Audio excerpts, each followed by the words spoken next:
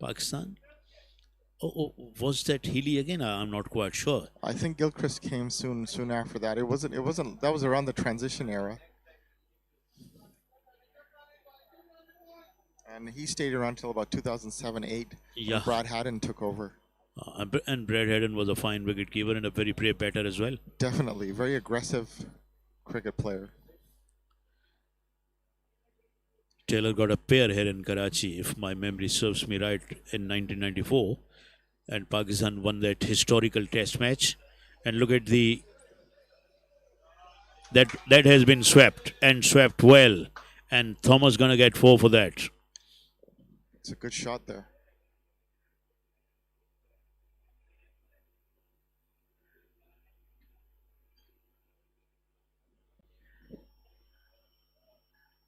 And there you see Babar Basharat, the first class cricketer, and referee, Mr. Nazir Putt, the television umpire. Rehan is our host.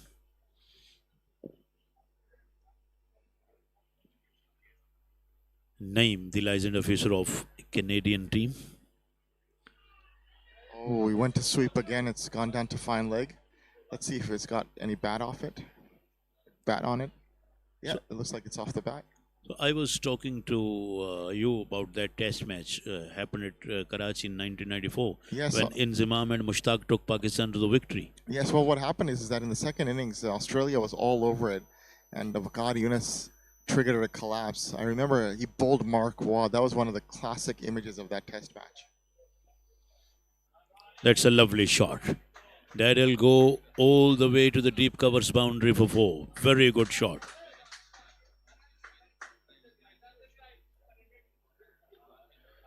Yes, you are absolutely right. Waqar Yunus tormented their batting order in that particular innings. And Sajad, I also can remember David Boone getting 100 at Karachi in the second innings. David Boone loved playing in South Asia, if I remember correctly. In '87 in the World Cup, he was very successful in his opening partnerships with Jeff Marsh, and he continued on his test tours as well. I believe him and Jeff Marsh had one of the longest partnerships in the history of ODIs, 200 runs or something. Yeah, you are right. 55 for 3, 13 overs bowled. And we are continuing our conversation, going back to the history as well. Yes, in 87 World Cup, Boone scored 85 in the final, and he was cutting the ball magnificently, if I can remember, at Eden Gardens, and England's bowler were at his mercy. So it looks like I've been called to deliver things to the field.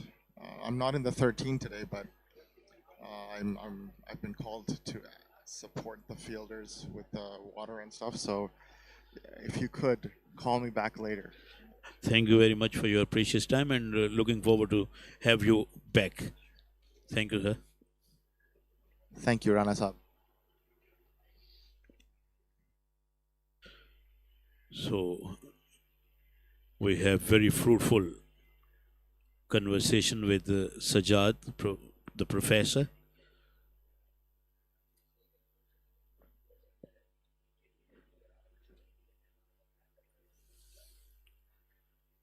.55 for 3. We are in the 14th over of the innings.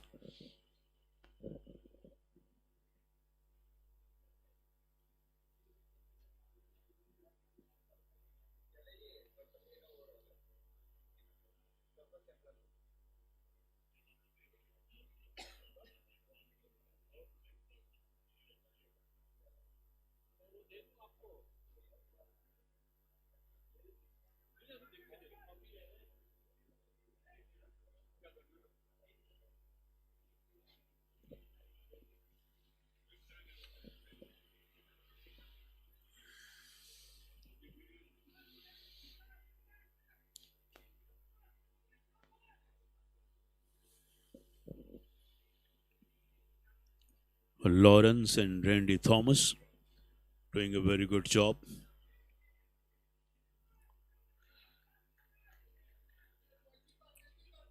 But no doubt that the Canadian have done a very good job by picking up 3 wickets, and also run rate is still under their control. Wicketkeeper got beaten.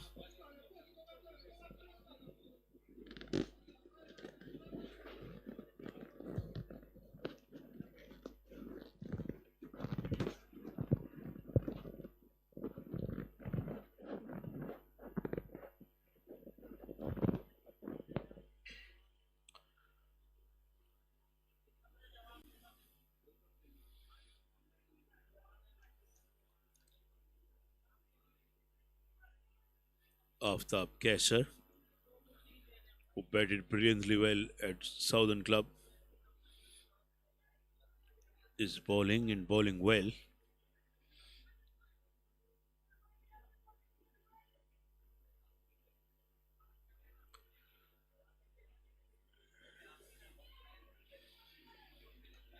Fourteen overs bowled, 57 for 3, the West Indies.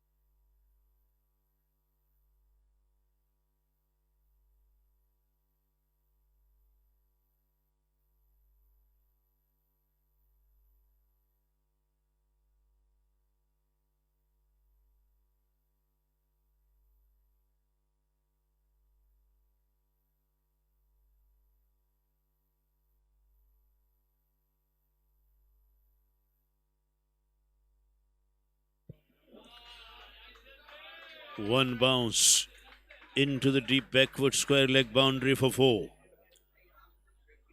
Thomas has started to play his strokes now.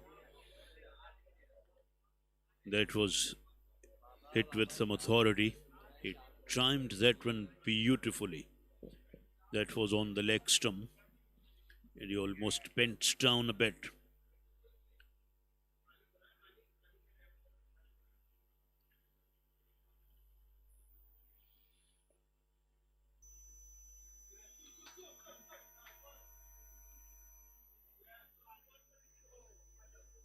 They wanted the second run, but decided against it at the last moment, and misfield allowed them to take that run. Otherwise, that would have been a dot ball because that was driven straight into the covers.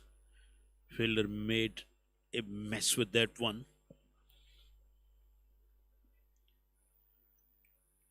Iqbal is coming in for a bit of stick because he has given away 19 runs, bowling his third over.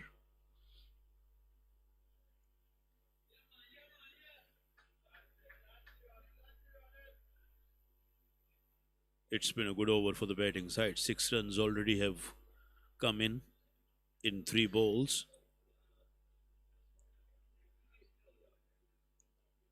They need few overs like that to get the run rate up.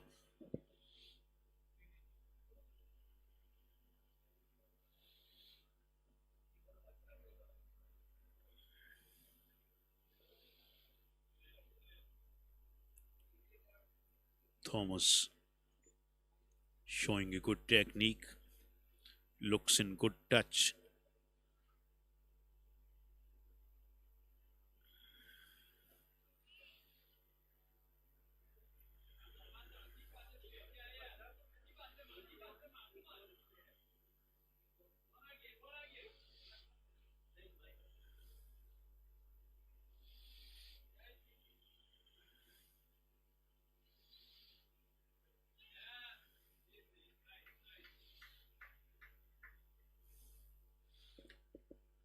"15 overs bowled, it's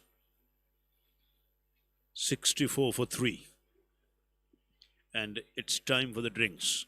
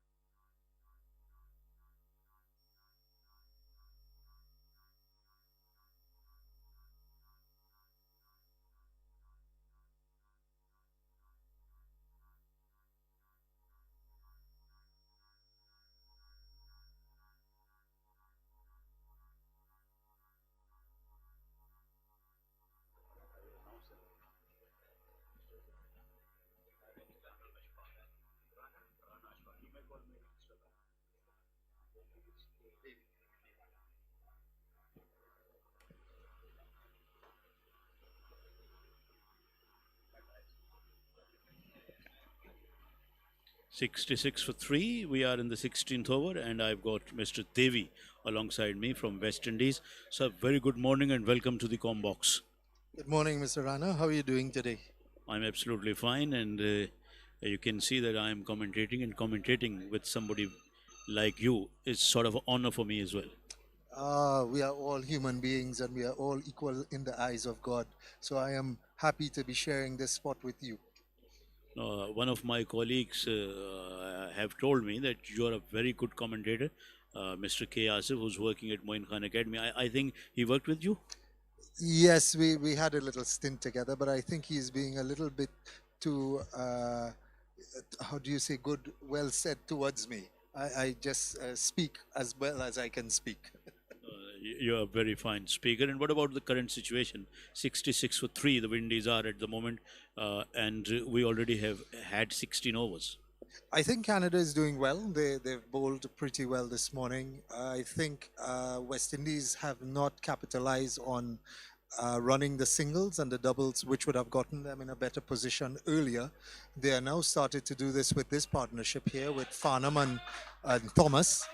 And they seem to be capitalizing on these doubles and singles at the moment.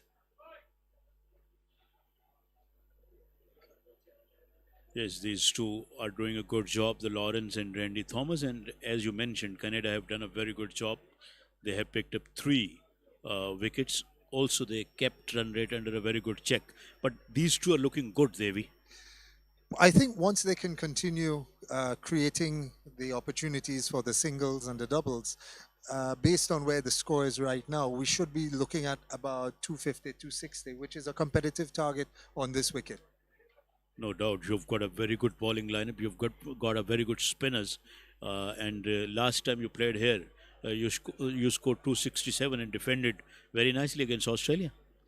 Yes, we did. It was a good finishing in our innings, as we had Dari Balgobin and Mahindra Nagamutu. They came in the last couple of overs and they were able to put on about 60 to 70 runs between them, which catapulted us to that score of 268. Having a lot of spinners on our team and exploiting the surface, the West Indies team were able to hold back Australia and win that game quite comfortably. Iqbal has given away 23 runs, has taken a wicket. Last ball, he has got in his 4th over. If he does not bowl a wide or no. Another over is ended, 68 for 3, the West Indies are. Divya, I'm going to ask a tough question from you, but don't mind, please. I'm a big fan of West Indian cricket. I'm a big fan of Brian Lara, the Carl Hooper, the Curtly Ambrose, the Courtney Walsh. Even before, I was a big fan of Vivian Richards, Richie Richardson.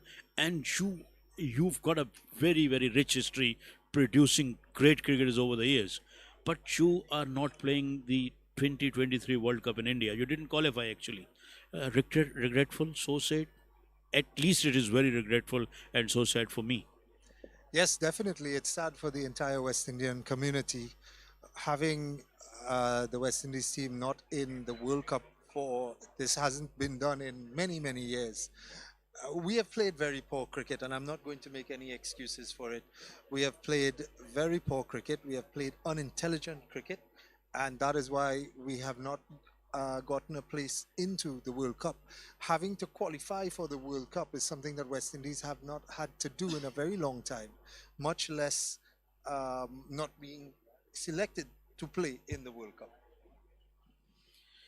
Yeah, West Indies have won the T20 Cup, T20 World Cup twice. Twice they won the ODI World Cup in 75. I still can recall the way they beat Australia in the final in 79, the way Joel Garner destroyed the English batting lineup, and the way they played in 1983. They lost the final though against India, but they played like a champions. And I still can recall, Devi, Vivian Richards getting 181 against Sri Lanka here in Karachi National Stadium. Well, in 79, I wasn't born as yet, and in 83, I was 2 years old. So I was not able to witness that that feat and that achievement of West Indies then. I've been able to look at some videos and so on, and it was, I think the major difference of West Indies then and now is there was a lot of pride and there was a lot of heart in cricket that was played at that point in time. And I think that that is something that is lacking in the West Indies community at this point in time. It's no longer about the pride, it's about, and it's all around the world, it's about the money. Very true and very brave comments from you, and I like the way you are speaking honestly. That and cricket is becoming just like the football leagues as well, because we have a lot of leagues in football, and now we have a lot of leagues in cricket as well. And pride of the country and pride of the nation, slowly but gradually, I think going away. I don't think that the pride is going away. I think that in society now and how life is, there is a lifespan to cricketers. And in that lifespan, at this point in time now, there's a certain amount of money that can be made in that lifespan. And as a professional cricketer, that is what a cricketer does for his career. And in any career, in be it sports, be it in any field, engineering or doctors or whatever, they need to make enough money that they can, that when they retire, they can survive. So I am not against the cricketers trying to get as much money as they can. But therein lies the problem where you have to choose now between making the money to feed your family and to live your career after the age of 40, or you don't make as much money and you play for pride and you pay for your country. But then, does your country take care of you after that time? Very true, and I have to agree with you on this certain point. 71 for 3, 18 overs have been bowled. And how do you see the future of the West Indies cricket in Test cricket? West Indies has a lot of talent still. There's definitely talent in the West Indies. I definitely believe that there needs to be certain changes that needs to be made in terms of selection, in terms of criteria for selection, and in terms of the way that teams need to be selected to be played. There are certain players in the Caribbean that are playing in the T20 format that are more than capable of playing in the Test format, but because they are deemed as a T20 player, ODI player, they are not given the opportunity to play in Test cricket.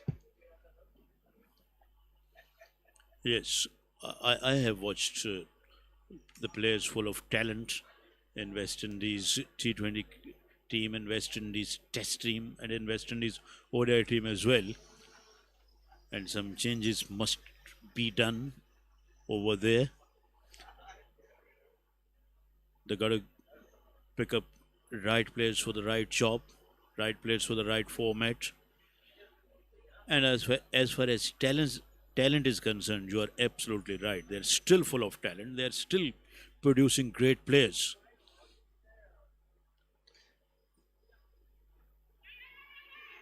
He cut that one, fielder fumbled a bit, and single is allowed. As we say, this is Farnam's favorite shot. We call it the cutum, in Guyanese. Guyana is where you come from? No, I am from Trinidad and Tobago, Okay, which is okay. right next to Venezuela, which is right next to Guyana also. And Brian Lara is from Trinidad as well? Yes, Brian is from Trinidad. He lives in Port of Spain. He's fondly known as the Prince of Port of Spain in Trinidad No and Tobago. doubt about that. Lara is somebody who has done wonders to the cricket. 375 against England, surpassing Sir Garfield Gary Sober. Then 400 against England. Then 501 in a country match. In England. Yeah, I think he likes England. he likes England. He likes England. He also likes Australia. Oh, I yes. think his daughter name is Sydney. Yes, he has a daughter, and one of his daughter's names is Sydney. Yeah. I loved Brian Lara playing. So let me ask you the age-old question. Brian Lara or Sachin Tendulkar? I will go for the Brian Lara. Tell me why. Why would you go? Because Lara was a better finisher than the Tendulkar. Tendulkar Yes. scored a lot of runs, he scored a lot of centuries, but he wasn't the kind of a finisher the Lara was. I still can recall once West Indies required, I think, 93 runs in 60 ball or 58 balls in 90s against Australia. And Australia had Glenn McGrath, Jason Gillespie, Shane Warne. And Lara and Hooper chased those runs down. And the way he won match against Australia with Courtney Walsh, or Ambrose was his partner, and he scored 153 in West Indies and won that match single-handedly. So Lara was a real class, and he was a real match winner, and that's a boundary. And once he settles at the crease, then it was almost impossible to remove him. Brian Lara was an individual who was fondly known as the genius, and I think it was rightly so. Uh, Brian would come to a game a day and say, "Okay, I'll make runs today," and he would bat and just make runs, you know. And as you rightly said, this is why I would choose Brian over Sachin. There were two different players. I would always say Sachin Tendulkar was a player who was more consistent and would give you more runs on a regular basis, whereas Brian was inconsistent. However, when he came to the crease and he scored heavily, whereas Tendulkar never really carried on to score big centuries. He would score a century and he'd make 140, 150, 130s and so on. But Brian, when Brian sat down, he would go on to the 175, the 200s, the 250s, 277, and so on. So Brian was remarkable at his ability to pick fields and place the balls through the gaps.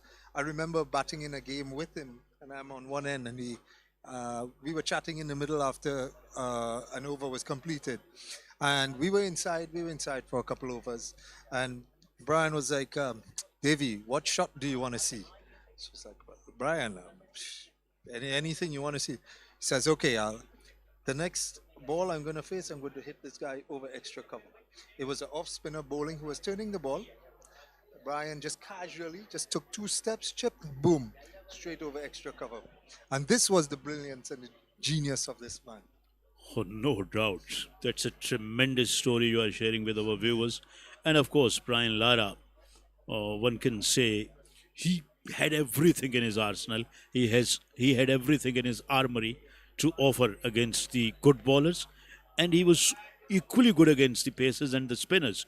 I still can recall the way he handled Muralidharan when West Indies toured West Sri Lanka, and all the batters were struggling against Muralidharan in those days. But Lara kept on scoring hundreds. He scored 221 and he scored 205, I reckon, and then 180 or 170 odd.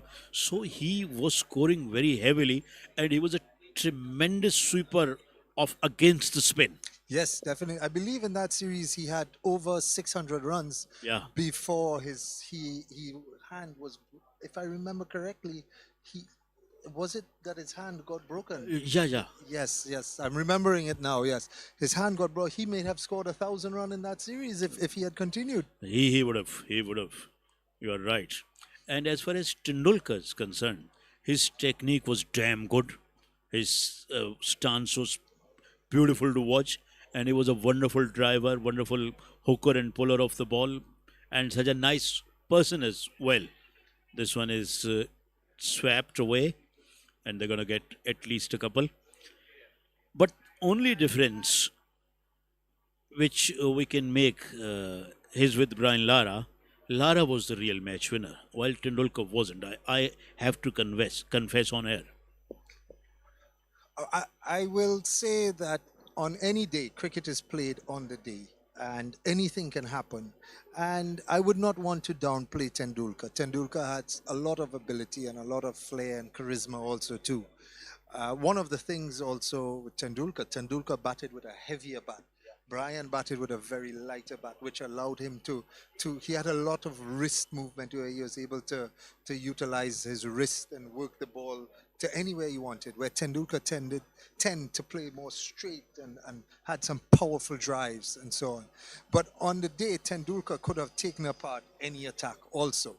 But as you rightly said, I would have to give the nod to Brian as somebody who you would want on your team as a finisher if you had to pick between Tendulkar and Lara. I would pick Tendulkar to open the innings to give me a solid platform, and I would pick Brian to come in at 3 and 4 and finish the game for me. Yes, you're right. Tendulkar get a lot of criticism that he scored many centuries, but most of his centuries went in vain because India didn't win those games. But I am not agree with this certain point. Opener's work is to give his team a good start, which he did most of occasions. Correct. But I think that was Indian middle order in those days who couldn't finish the game for India. Otherwise, India would have won many matches when Tendulkar scored hundreds. But because the middle order was not working properly in those days, I don't want to criticize Jadeja, Robin Singh, or few others who were the lower middle order and the middle order in those days. Although the great Azhar was there in top order at one down or two down, Azharuddin. But India lost a lot of matches in those days and they were losing consistently while Tendulkar scoring centuries consistently. But then a time came when these guys joined in, the Rahul Dravid, Ganguly, Lakshman, and then Kaif and Yuvraj Singh in particular. Then Tendulkar scored and they won matches. Correct.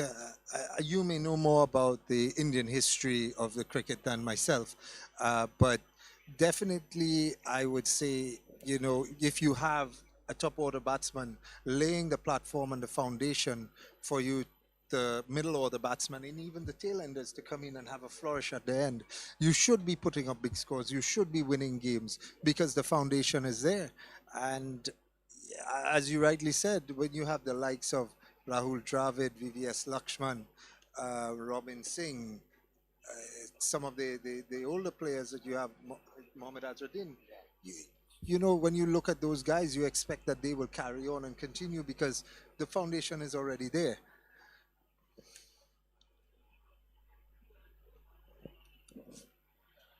Yeah, Azharuddin was a terrific player. He scored 300s on the trot against England.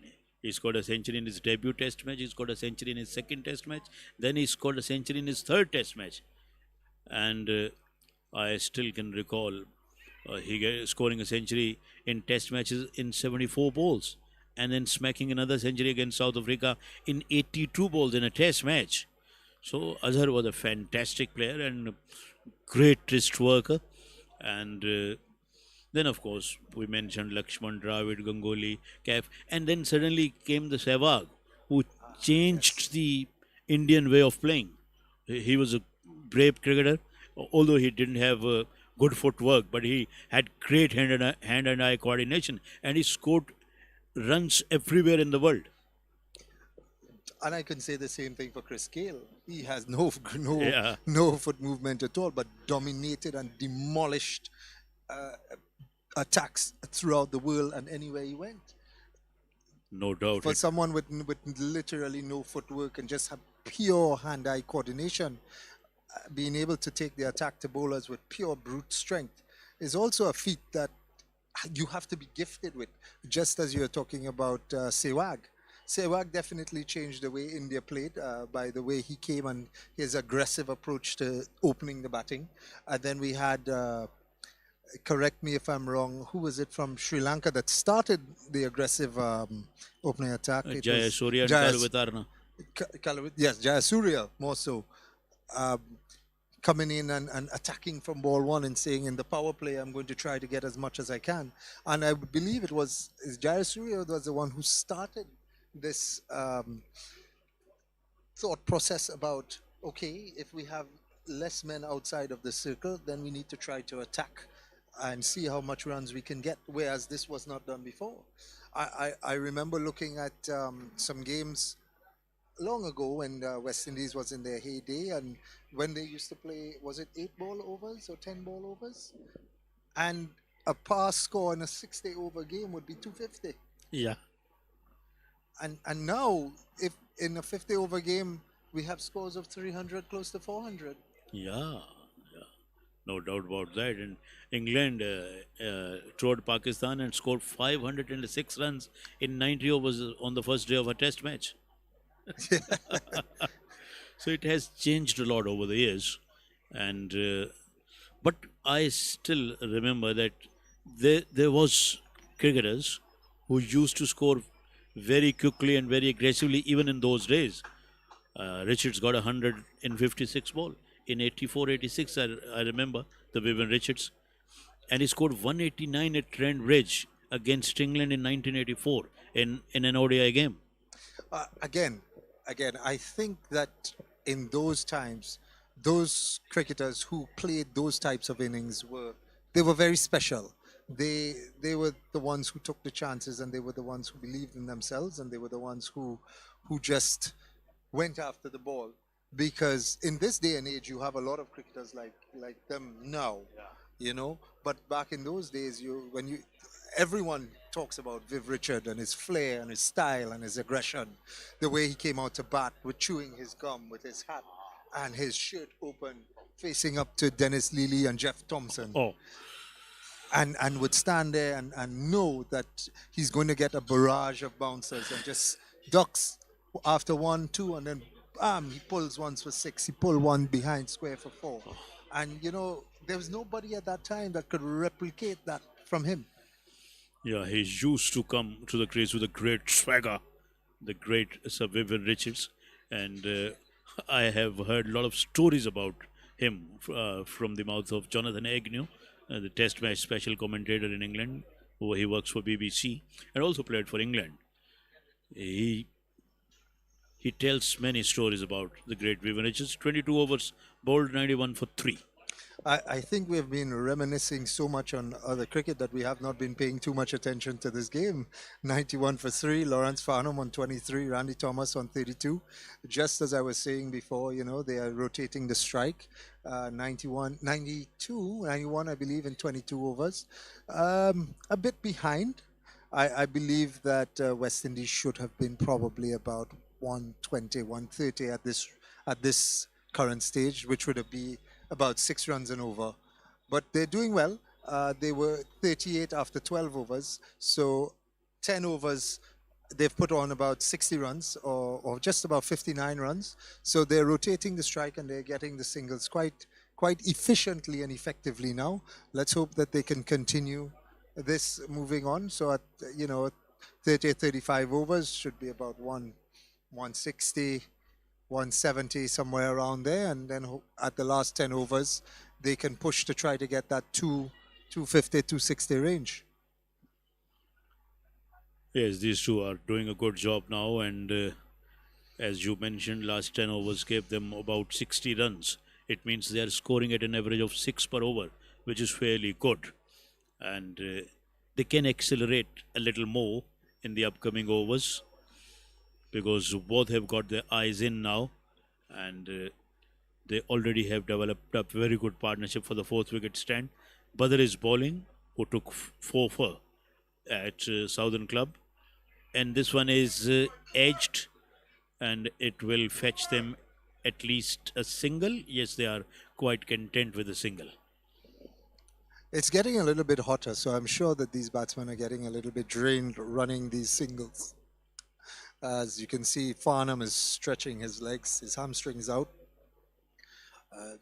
But they must continue, they must dig in if they need to put a good target on to be able to defend a good total here against Canada.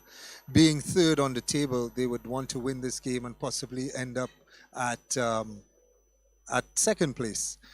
As Thomas chips one down to the long off region, falling just in front of the long off fielder. I think he intentionally played a shorter jab rather than a full-blooded drive. I think that if he did, he would have been caught on the boundary. Had it been full-blooded, that would have been carried to the fielder's hand. Yep. So he did pretty well. As Farnam continues to play that cut-em shot, as we call him.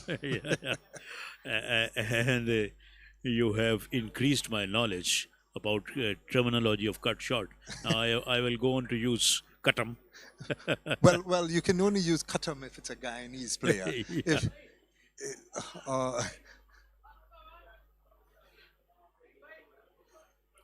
Tell us some more terminology of Guyanese.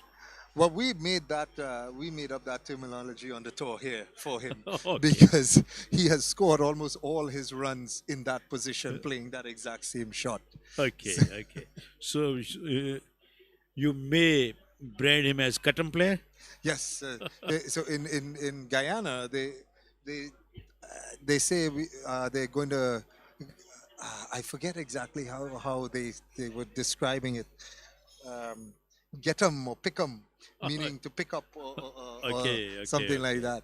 So that's why we say, oh, he likes to cut, so he's going to cut, and so he's cut 'em. Yeah. We, in fact, in Urdu, we have a lot of words which doesn't have the meaning. Mm, As we say, pani shani le aao. It means bring water. mm. Pani means water, Water. but shani doesn't have any meaning. So we all have Yeah. our mixed Yeah. words and languages in the Yeah. way that we speak. Yeah. As we call we want to eat roti shoti here. Roti shoti. Roti means meal, but Right. shoti doesn't have any meaning. So, I think every language has its specification. That's like in Guyanese also. They say bring 'em. Okay. That means to bring. Bring something. But bring something. But bring 'em. Has no meaning. Yeah, Bring means to bring. yeah, that's fantastic. So it is very informative of me and very fruitful to chatting with you, to talking with you, and you are doing a very good job for us and also for your team. And what about the hospital? Although it's a familiar question, you already been asked by many, but I'm asking as well because we are going on air. What about the hospitalities you are getting here in Pakistan? Well, the hospitality in the hotel has been wonderful. That's about all that we've been to. We haven't really been outside of the hotel too much. We've had one excursion to a beach, which was very nice, and it was lovely to actually have a drive through the city and see what Karachi is about, and you get to see certain things that you don't normally see in real life compared to what is shown in the media. So it was nice to see. I wish we were able to do a bit more outside of it, but I am happy with what we've received so far. Outside the off stump, the next one, and batsman left it alone for the keeper to take. Wicketkeeper standing up at the moment. Ali Farooq is bowling his first over with sunglasses on. This bowler seemed to be he's bowling leg break from what I can see here, but it's a very it's an unusual action. It's more wristy than a regular wrist spinner. It seems that his wrist seems to be more upright, as you can see, compared to a regular wrist spinner who brings his arm across. He seems to be letting go of the ball more like a somewhat of a finger spinner, but behind the wrist. I don't know if I'm explaining it properly to the viewers, but maybe the cameraman can zoom in to his delivery as he's bowling, so maybe people can understand exactly what I'm talking about. This one is put away, and put away to the straight boundary for four. That was a very good shot from Randy Thomas. As I think as anything that is up, Thomas will go through the line of the ball. The wicket does seem to be turning a bit, but he seems to be quite comfortable there at the moment and reading the spin quite easily as he is 38 off of 43. Farnam is 25 off 48 deliveries. I think he needs to... Ooh, that's a short ball that is punched through the cover region there as they get one run.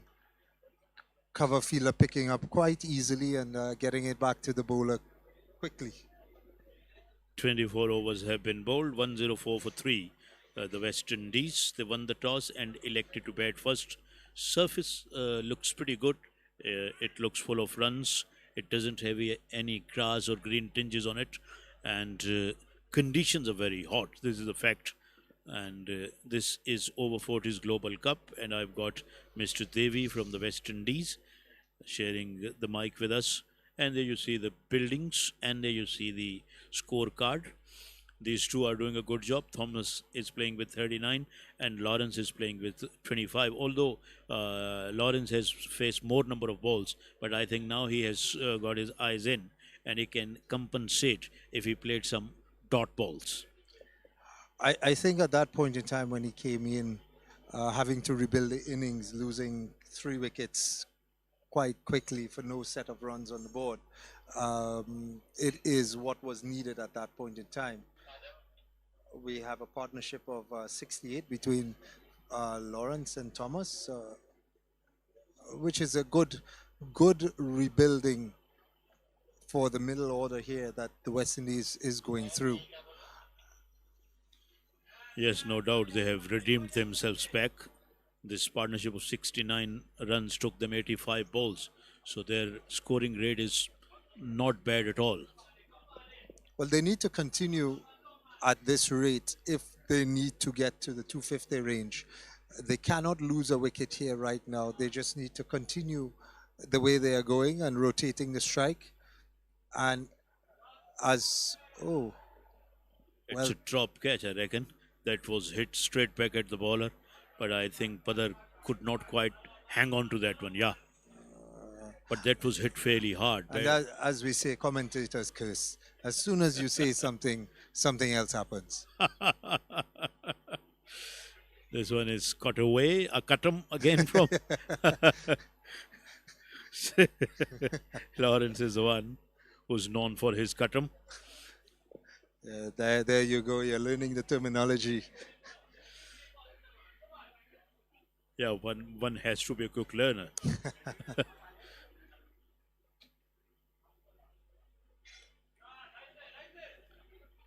As that one is drilled down to long off. One run, though well fielded. I think that the West Indies batsmen need to take into consideration that these are big boundaries and they can definitely run one on the throw, creating ones into twos.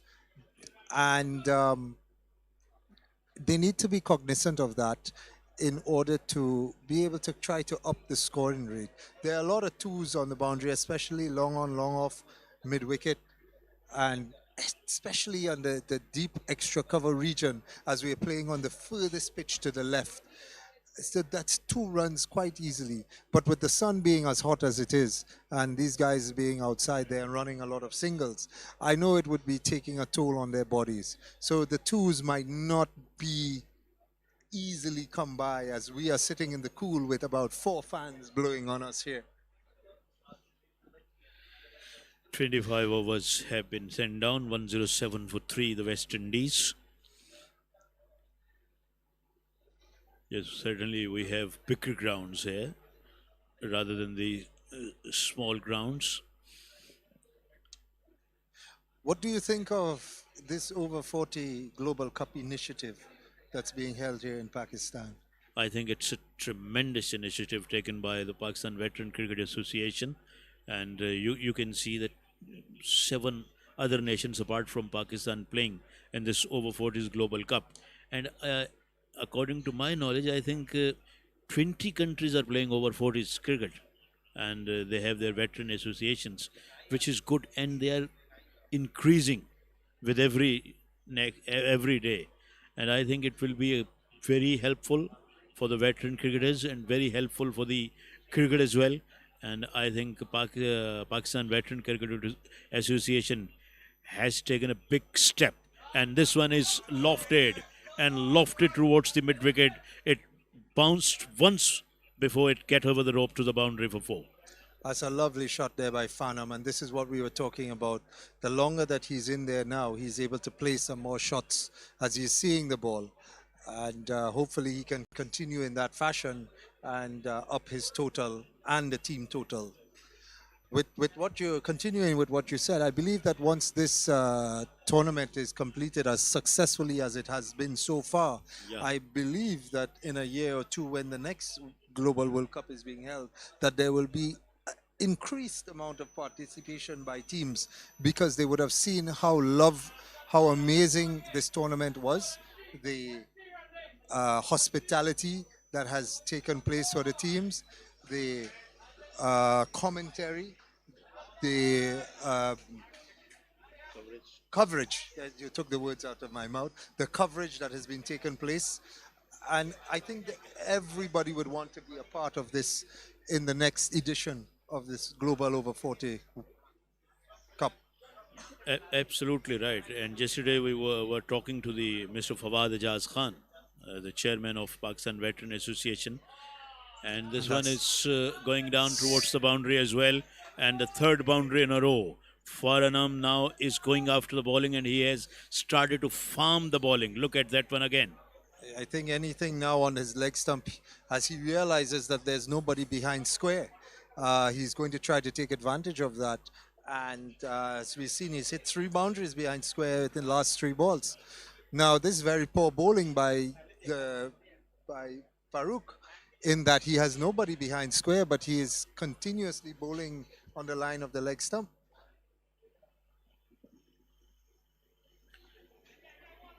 And Mr. Fawad was saying that we invited few other countries as well, but they didn't come because they thought they had security problems.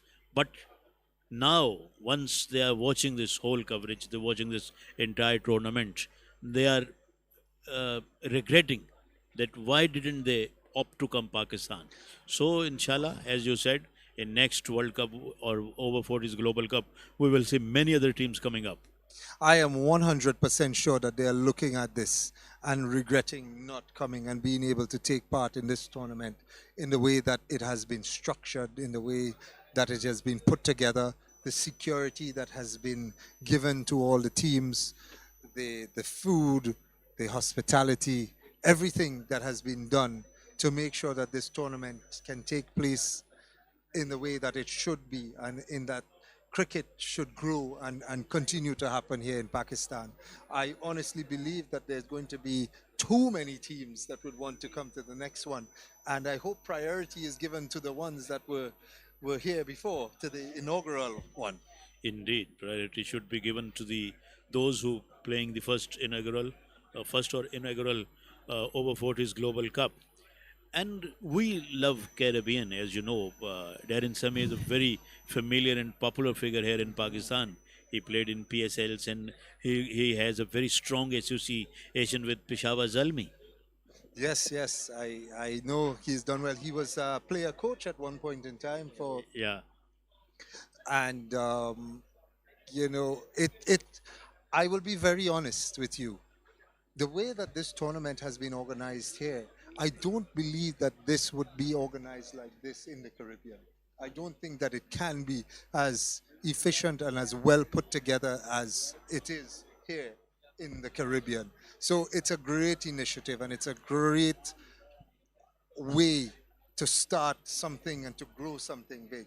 And I am very impressed with the way that this has been put together. It almost makes me feel as though I am playing in an IPL or an actual international game.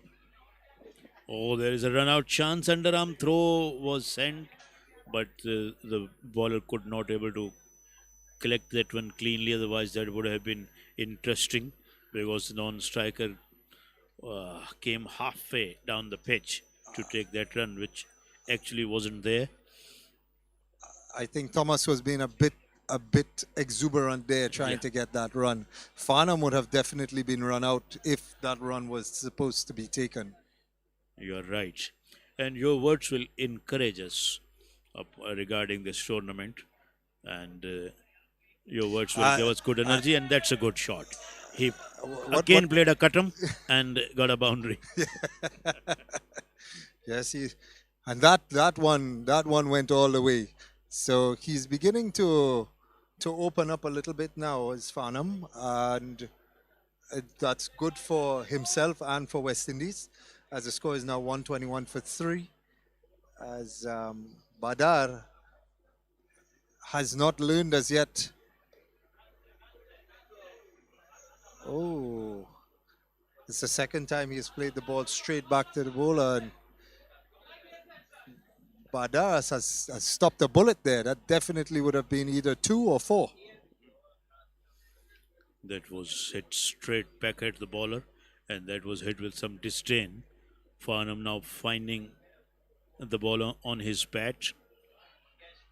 Appealed. He almost pleaded with the umpire, the Badar, but umpire turned down his appeal. Immediately as the shot was played, Farnham raised his bat, indicating that he got bat onto the ball. And I believe that the umpire might have seen that also too. Yeah, quite agreed.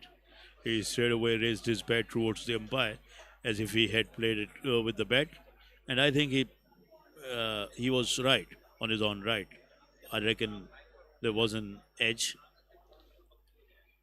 Again, played a cutram, but straight to the backward point. He's a very fond of playing that stroke. Well, it looks like anything that is on off stump or just outside off stump, that is his go-to shot. And it has been reaping rewards for him throughout the tournament thus far. So there's no need to stop playing that shot. The only thing he has to worry about is the ball coming back into him, as the previous one before, I believe, would have, and possibly opening up the LBW decision for him if he misses.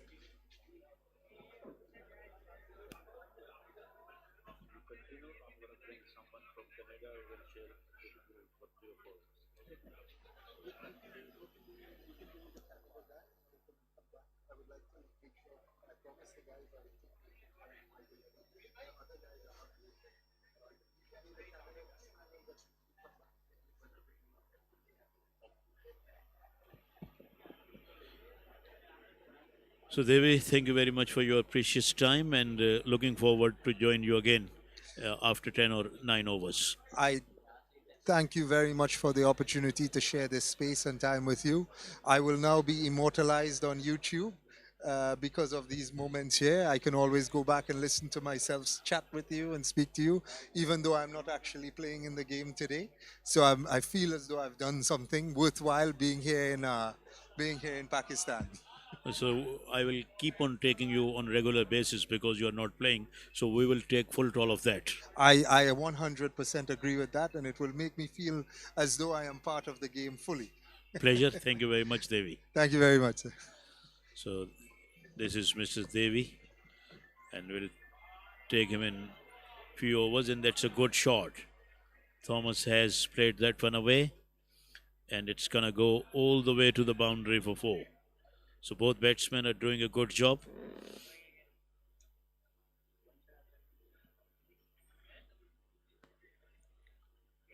Chiron is the one who started the fresh over and got hit for 4.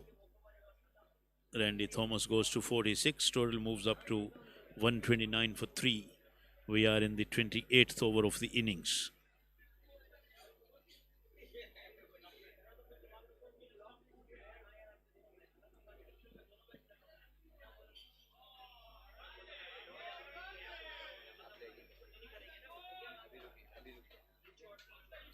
And that has gone for 4 as well. And Thomas has reached his half century. There we go. He fetched that one from outside the off stump and got it into the gap. And here comes his half century. Thomas is not out at 50.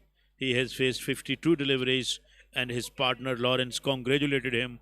And West Indies are 133 for 3. 2 boundaries in a row.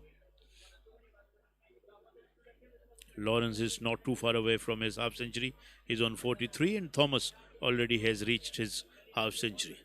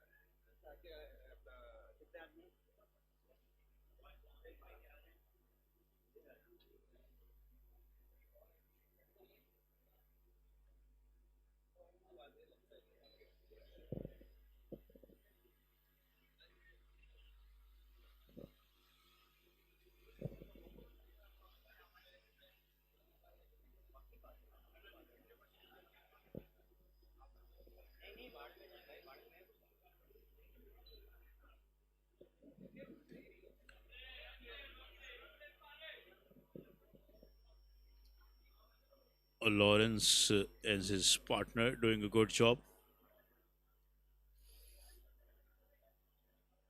28 overs bowled, 135 for 3.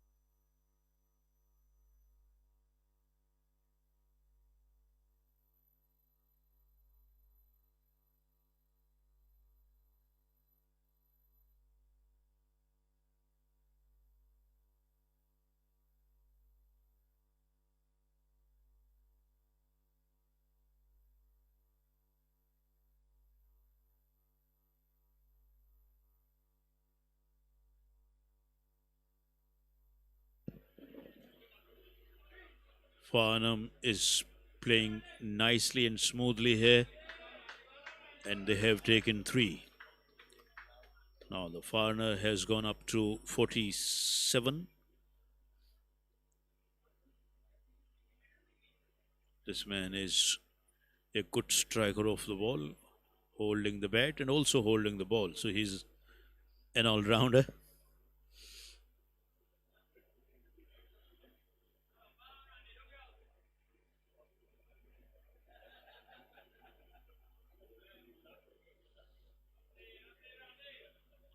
This is driven up for an easy single.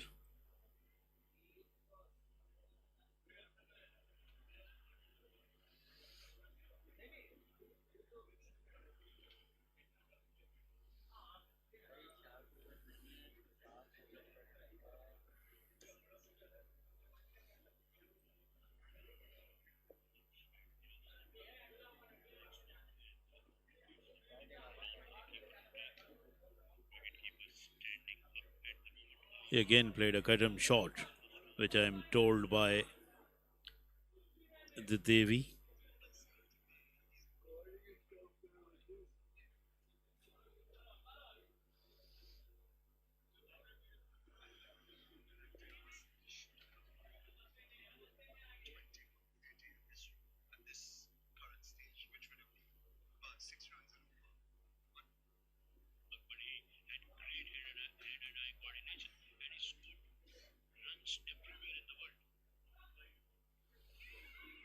Going through for a quick run, fielder didn't able to pick that one up.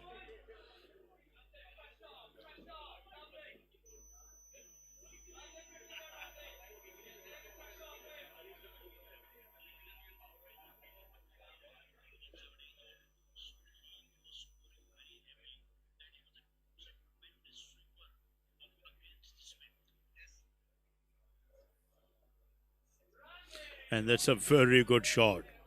Thomas will pick up some more runs. Yeah, now Rene is playing the Katam.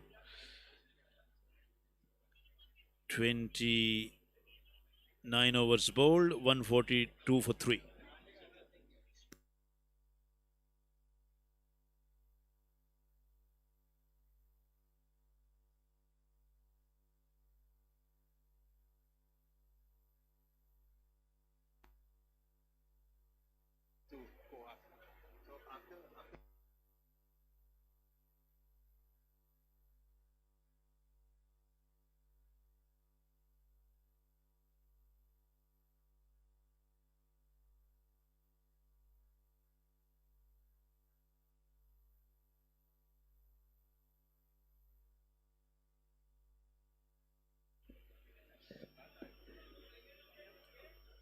142 for 3. These two have put on more than 100 for the fourth wicket stand.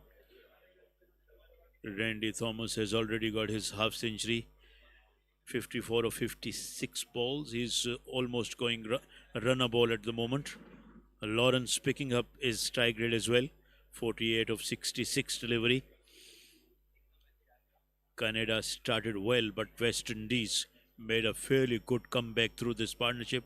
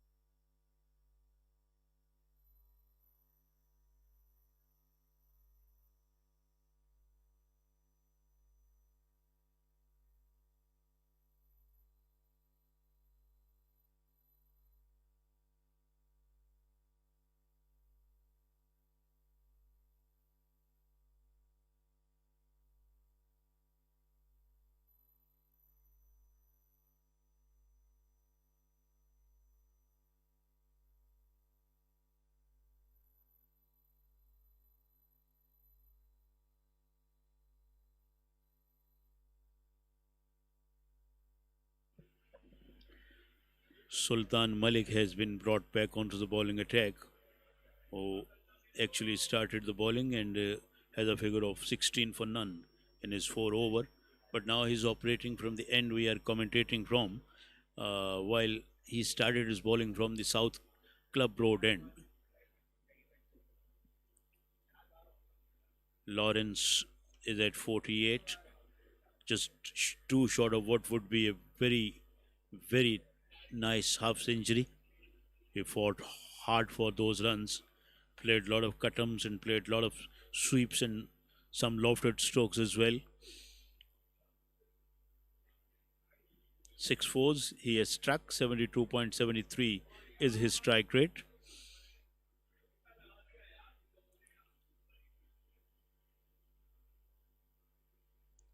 Not quite sure why they are taking so long to get in with the game. Yeah. I think we are in the second power play, so 4 men are allowed outside the 30 yards ring. And the next power play, which will last from over number 31 to 45, 5 men allowed to guard outside the 30 yards ring. Robin Gupta and Wasimuddin are the umpires.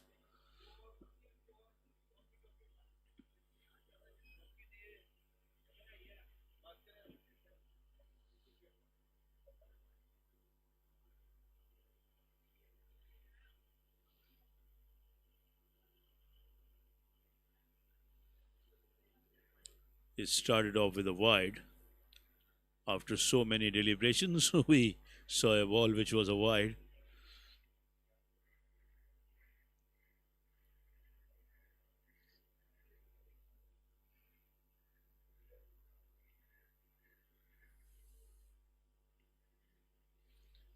And that's a good shot. And it will give him his half century as well. He runs back for the second, and they are turning back for the third. And here is a half century for Lawrence Farnam. He played extremely well. He reaches up to 51, and West Indies goes up to 146. And he raises his bat to his companion, to his fellows, to his mates, and everyone clapped and applauds for him. A very good knock from Randy Thomas and a very good knock from Lawrence. Lawrence is in shirt number 195, just reached his half century.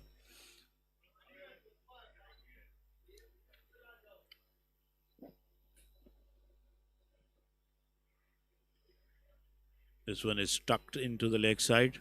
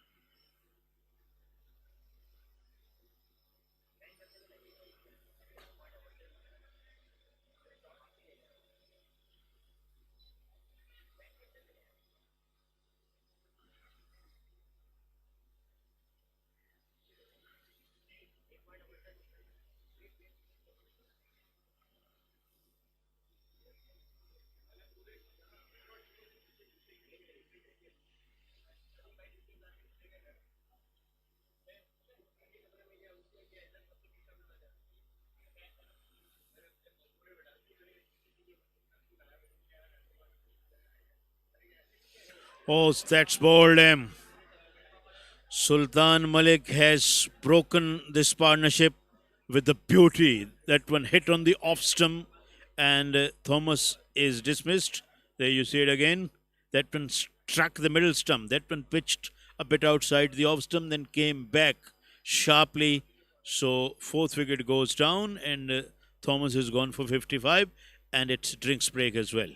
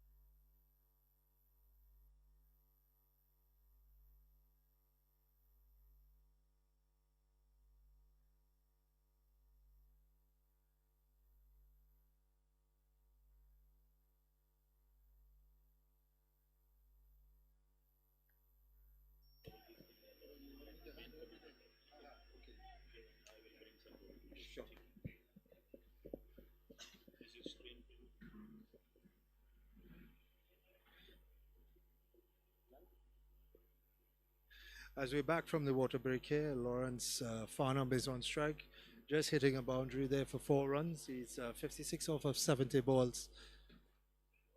As that one is driven straight down the ground there as they look for 2 runs. Dari Balgobin pushing Lawrence to run the double. As Badar is back on strike, 6.3 overs, 0 for 33.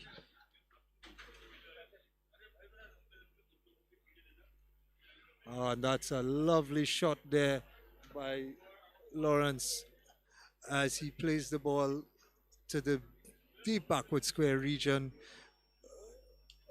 It's a beautiful stop by the fielder there.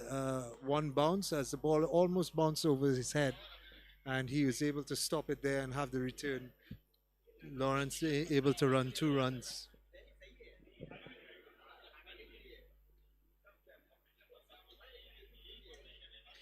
And there we go again as Lawrence is driving through the cover region as he walks and conserves his energy to get 2 runs there.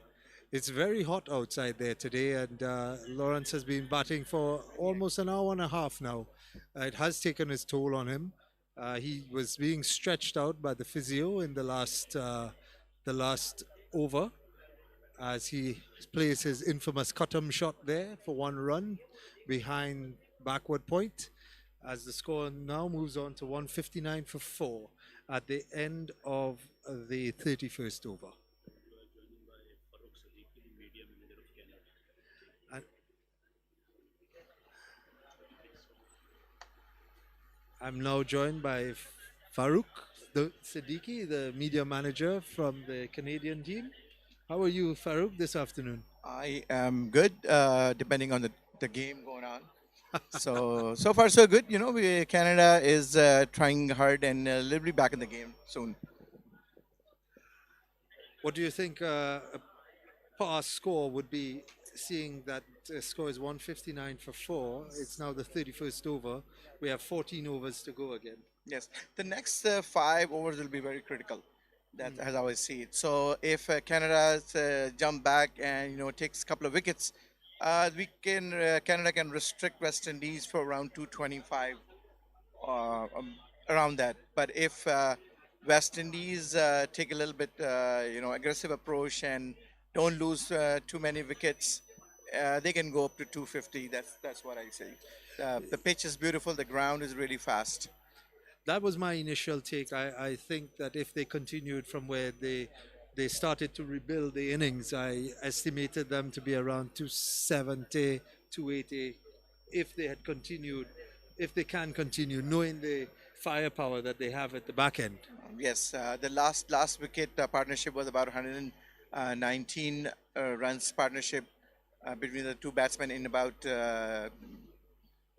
I think it was 19 overs. Yes, so that was pretty good.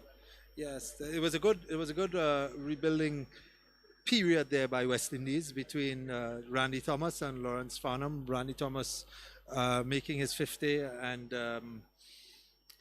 departing just 1 over shy of the water break.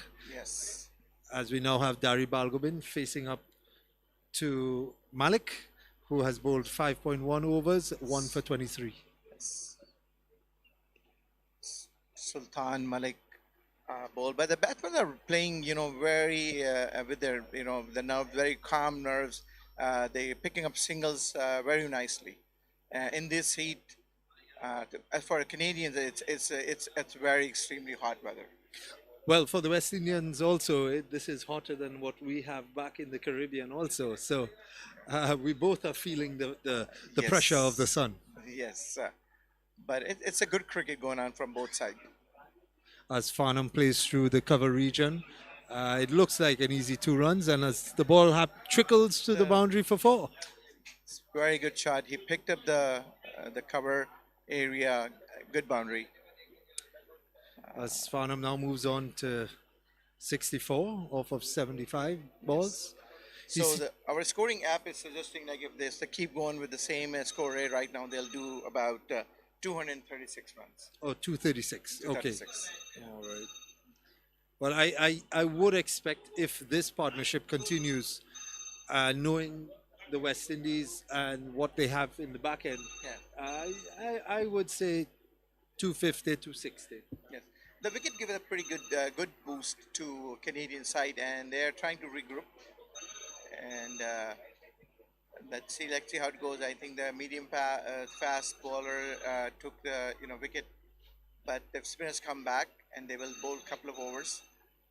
Few tidy overs can change the game. Oh yes, this is cricket. Anything can happen. Oh yes. And there we have Farnam But I playing think- across the line there. It's a bit unorthodox shot, but he gains a boundary for it. And Farnam is definitely, he is not playing around anymore. He's been out in the sun for a very long time. And I think he decided that it's gung-ho now. Yes. He's going for everything. Like he's trying to pick up a T20 approach from now on. I believe he knows that Balgobin, who is on the other end, is going to push him to run doubles and singles. So I think he has said that I'm not going to run that amount of runs. Yes. Let me see as much boundaries as I can get. That's and like when you're connecting the shots, right? Then you go for it. Yes, and there he goes trying to play his infamous Katam shot, as we've named it, where he dabs to the third point, the third man That region. was like a fine leg. Yes. So it's a little bit luck involved in there. Yes. He tried to play his shot where he goes down to the third man region, but it got an inside edge down to fine leg instead. Sultan Malik is a young, energetic athlete, but I think Farnam is feeling a little bit heat also.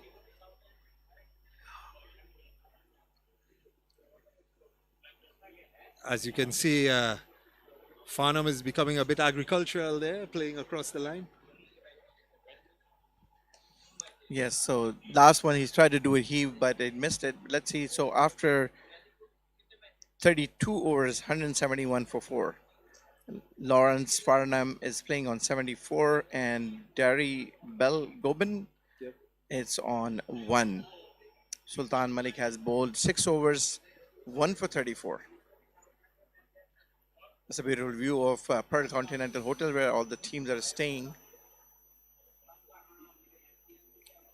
What do you think about the security that has been afforded to us over the past couple of It's a days? very top-notch facility has been provided by the PVCA, Pakistan Veteran Cricket Association. Overall, the arrangements are really nice. The hotel security, especially, we are really impressed with the security everywhere we're going. As like we have the secured and also the freedom if you want to do any activities. So it's a blend of and everything, but it's a very top-notch security provided for the foreign teams. All the teams are, as far as I talk to all the teams, they are really extremely satisfied with the facilities they have so far. Oh yeah, it has been very impressive. Going to the grounds, going to the games. Having that security definitely makes you feel comfortable. Yes. As Balgobin dabs one to short point region and is able to get a single. Yes, Iqbal Qasim Ali, left-arm leg spinner, is back into the attack. He's bowled 5 overs, 32 runs for 1 wicket. Let's see what kind of strategy and energy he comes back with. Iqbal is known in Canada for his slow left-arm bowling, and he's very successful in the domestic circuit. I think that anything that is up to the bat, Farnam is going to task at it. And I think that he'll definitely be going through the line of the ball. Anything on leg stump, I'm 100% sure that he will be going on the leg side boundary, especially Yes. being a a left arm orthodox bowler, the ball coming into him. Yeah. I am pretty sure that I'm going to see some of those deliveries ending up to deep backward square, deep mid wicket. But one thing is, like, he has to be careful because this is the last power play, and they Canada fielding side can have 5 fielders outside the circle. So they have placed it very nicely all over on the boundary line. So see, it's Farnam is trying to go. At this point in time, I don't think Farnam really cares who is on the boundary from who is not on the boundary. So the first ball he faces took 2 runs on the leg side. So what about you? Like, how do you guys like? How do you find the food so far? Oh, lovely, lovely. The food has been very good. I've actually put on weight since I've got here.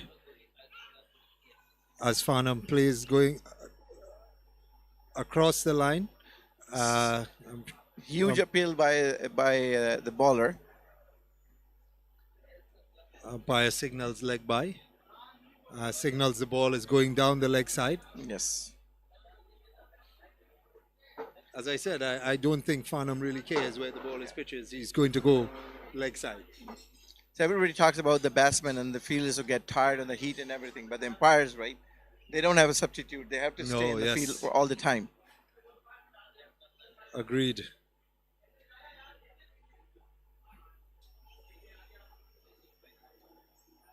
As Balgobin plays that one easily down to the long on region Long on and he region. gets a single. Farnham walks to his mark on the other end. As the field changes once more, they brought in the deep backward square for Balgobin and they've sent him back out for Farnham. As he Farnham cuts. plays his cut-em shot, as we've named it, Yes. which has got him a lot of runs in this tournament. Yes.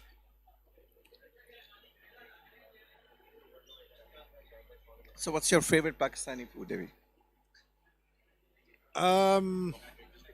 I would want to say the biryani, I believe, as he goes across the line again to short mid wicket. And unless it's outside off stump, I don't think anything is going to be going on the offside for Lawrence Farnham, as he is now on 77. The score is 177 for 4 after 33 overs. So all the shots I've seen so far, they're not trying to hit deliberately in the air. They are trying to hit by the ground, as much as we can see from here.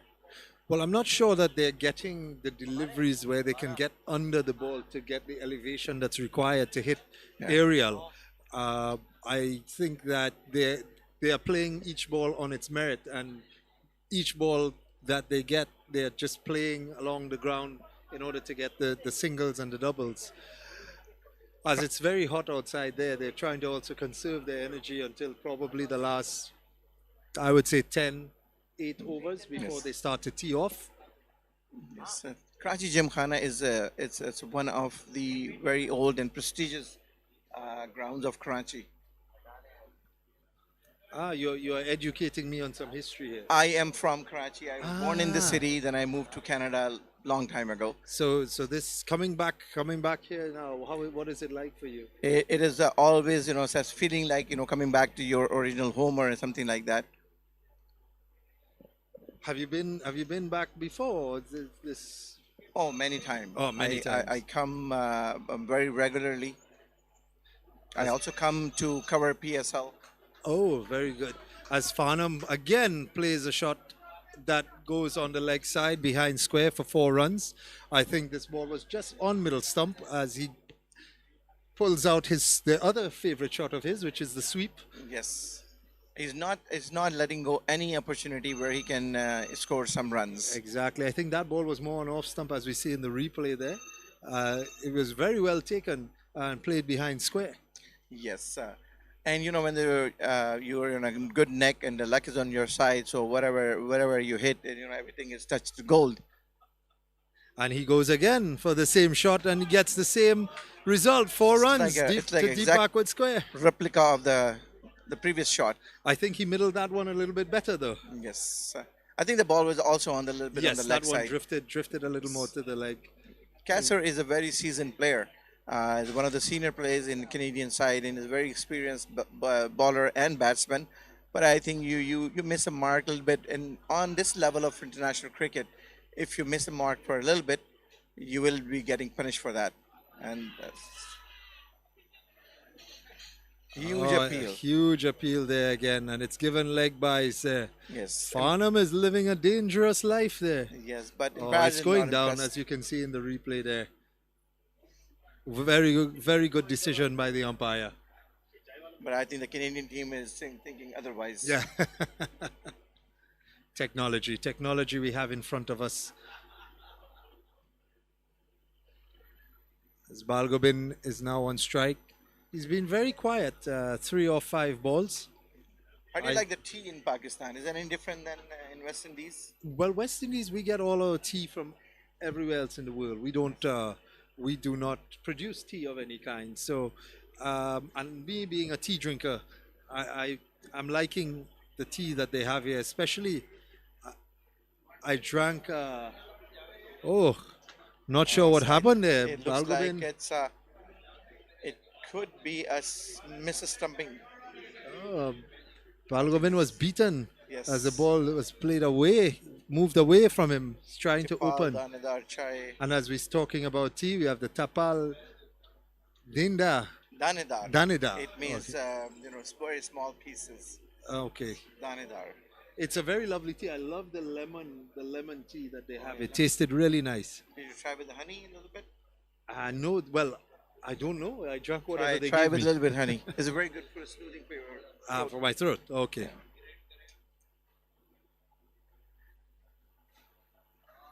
As Farnam goes through cover this time, a strange shot that we have not seen in a while, as he gets a single. Very natural if when the left-handed play is short, it naturally looks better. Yes. But what style are you playing? I'm a right-handed opening batsman. I have not been able to participate fully in the tournament as yet. Yeah. Hopefully, I should get my chance tomorrow, and we can see what will happen from there. Okay. No, it's good luck. Good luck to you and your team. Let's see how this goes. So after 34 overs, has 188 for 4. And let's see what the projection is for the score. In my initial commentary, I had suggested that around 35 overs, there should have been about 180. So I am pretty on the correct spot right now. so far.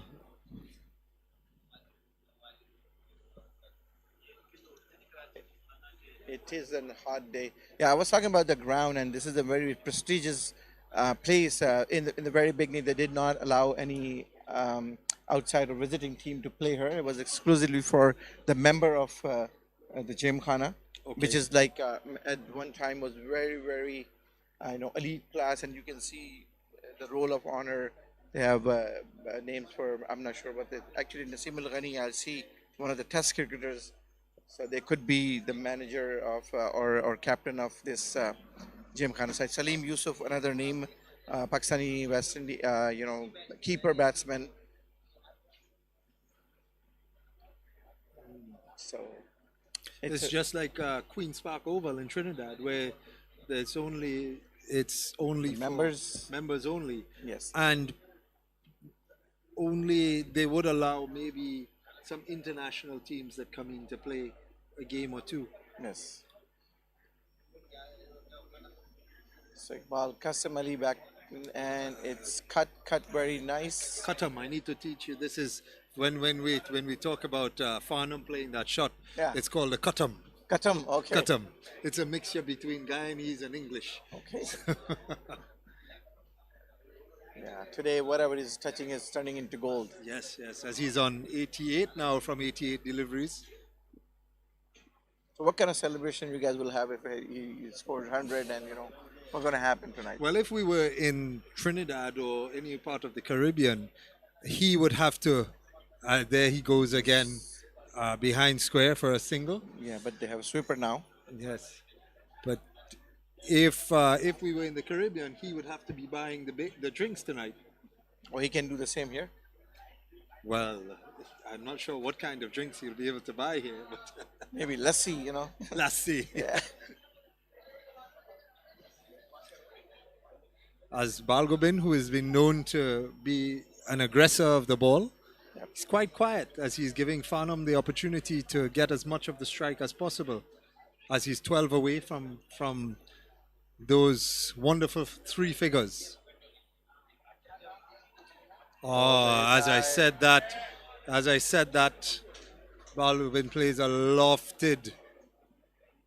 She let it loose, and it's a 4 over, I think it's a mid wicket. It's more like a lofted on drive, I would say. Yes.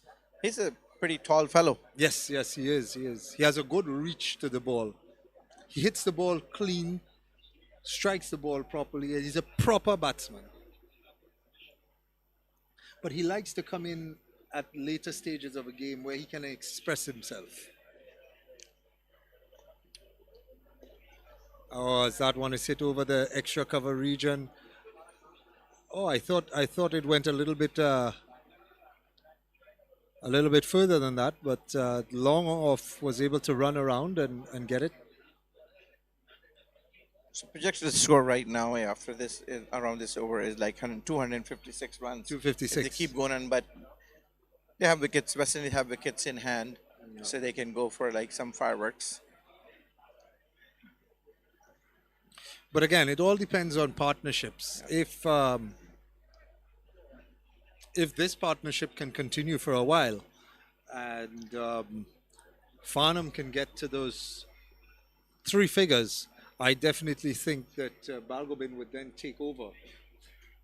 It's very important and crucial that we don't lose a wicket.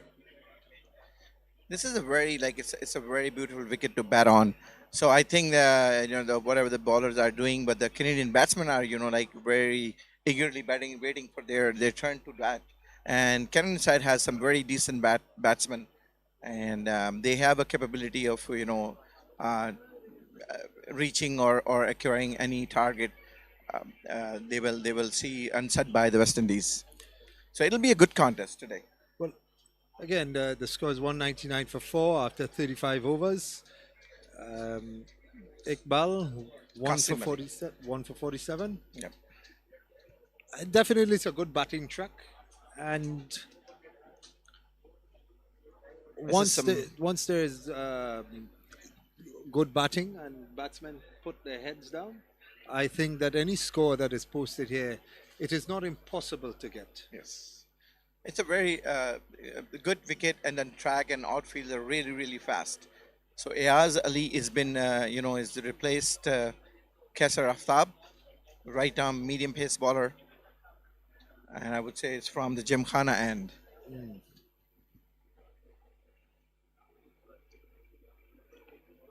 As he's taking his time to adjust his field the way he wants it.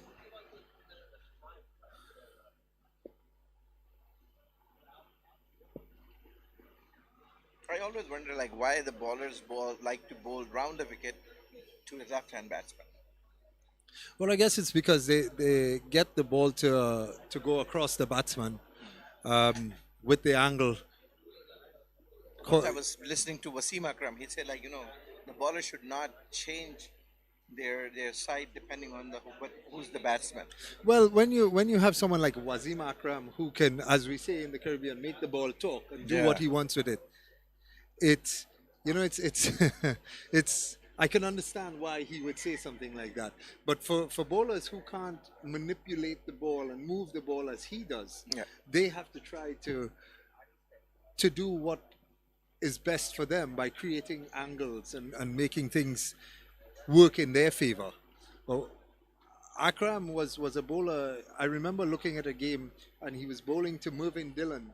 He bowled him an in-swinging Yorker, and then he bowled him an out-swinging Yorker, and then he bowled him a straight Yorker.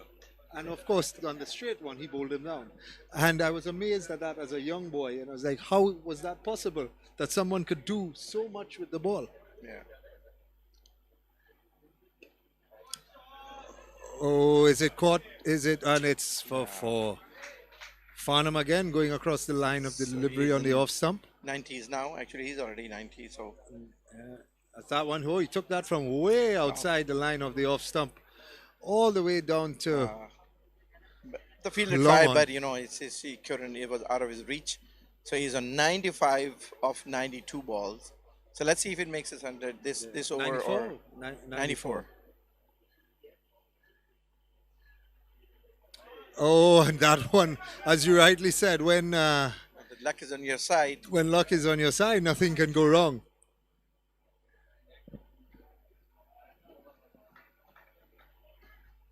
Is this the first 100 from the West Indies side?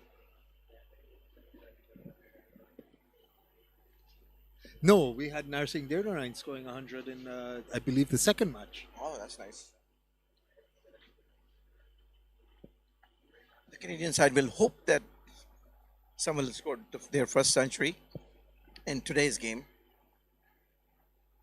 I think with the West Indies bowling attack, it would be somewhat as Balgobin, as if Balgobin played that the long on region there. He was trying to push Farnam for 2 runs, but Farnam is looking forward to that right now. Yes. I think Farnam is just looking to run singles, and that's it.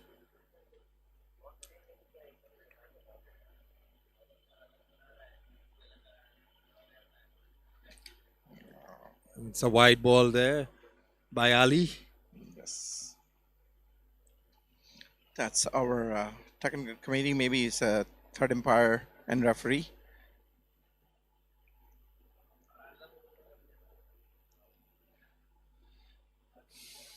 Ali into bowl again.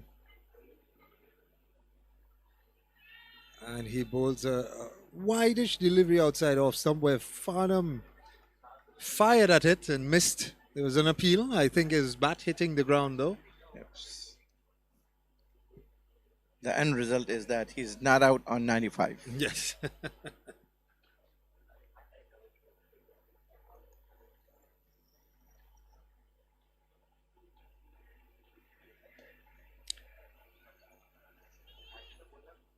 Oh, and it's a cheeky single there as the fielder misfields the ball and Farnam just takes a single. Because he wants to keep the strike. Yeah. So the end of 36 overs, 207 runs of 4 loss. Lawrence Farnam is on 96, Dari Balgobin on 12. 9 overs remaining.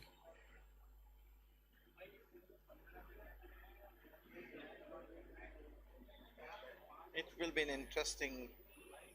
Canada are desperately looking for some wickets, and if they can get a wicket in next couple of overs, they can slow down some run rate. But if not, then West Indies cruising. We're looking for 260, 265.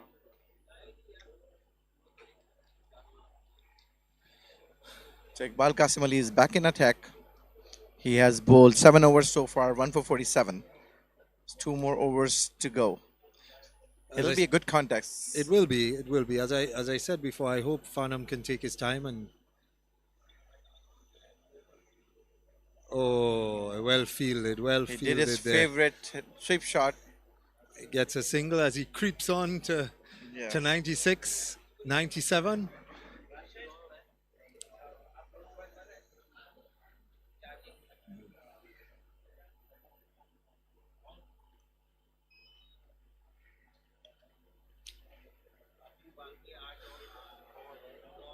As the brilliant sunshines continue here in Gymkhana in Karachi.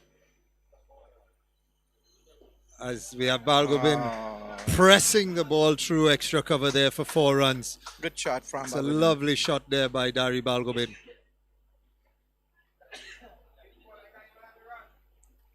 As it gives much needed rest to Lawrence Farnam on the other end. Yes. Who was 3 runs away from his century.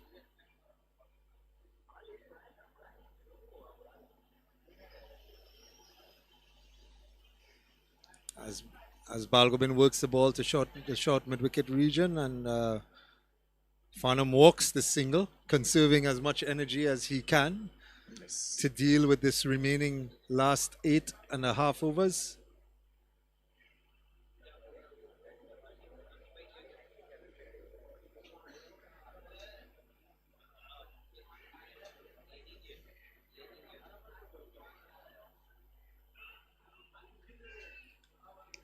Again, down the leg side, Farnam playing the sweep shot. Apparently he got some bat on it. It was not signal a wide. Either that or it came off his pads. I guess.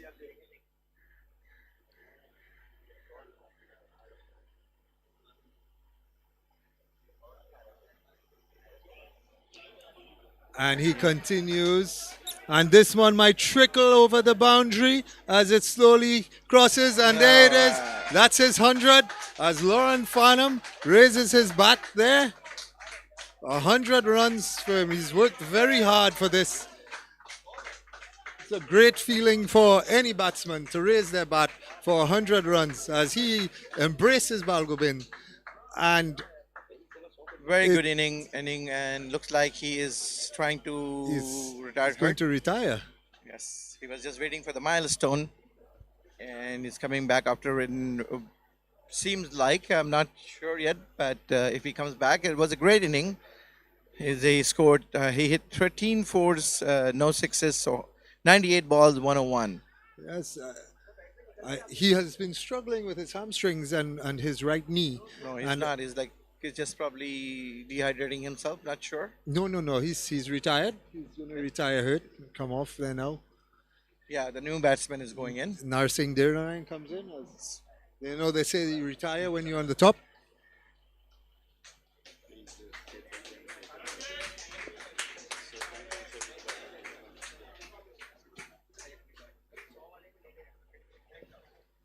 Well played to Lawrence Farnam as he stood and fought through to get to his milestone of 101 off 98 balls, retiring. And in comes in Narsingh Dernarayan along with Dari Balgobin. I would like to thank Farouk Sadiq from the Canadian team, the media personnel, I understand. I am the media manager. The for media Canadian side. manager. So thank you very much for giving your time and coming and spending your time in the commentary box with us here. No, thank you very much, and hopefully we'll be back later stage of the game. I hope to see you here again. Thank you.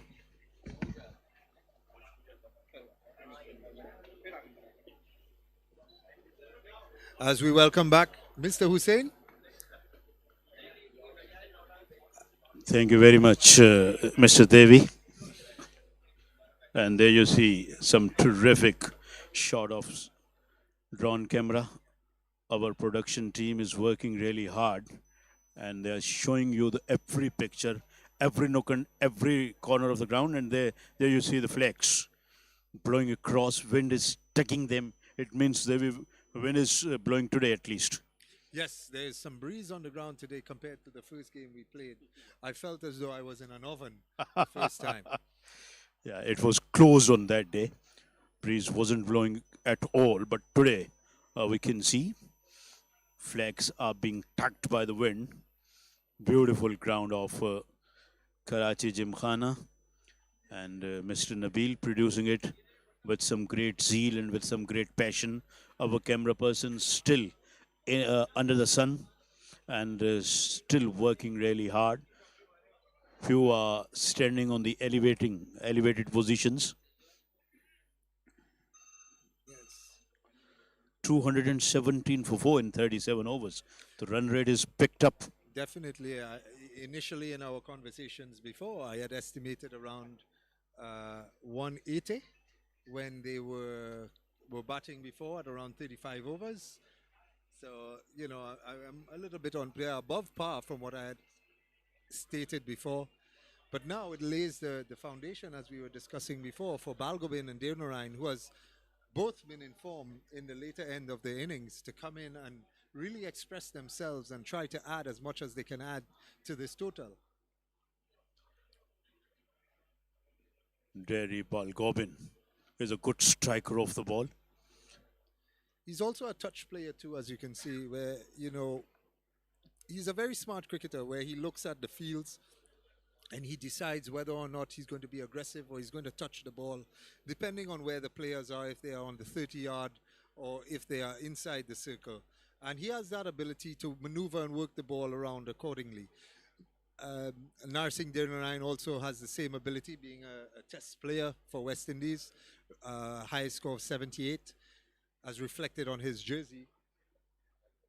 So he's able to maneuver the ball around and work the ball accordingly to get the singles. And there we go again, playing it softly there to point and running a single quite easily. Yeah, but Derry has the number 99 on his shirt. Actually, he has 999. Yeah. I don't know why he has that. I wanted to know. I asked him if he was Imran Tahir, because Tahir has the same number. on his back. Yeah, leg spinner from South Africa. Yeah. So as Balgobin tries to play the sweep shot there, does not get a run. In fact, Tahir just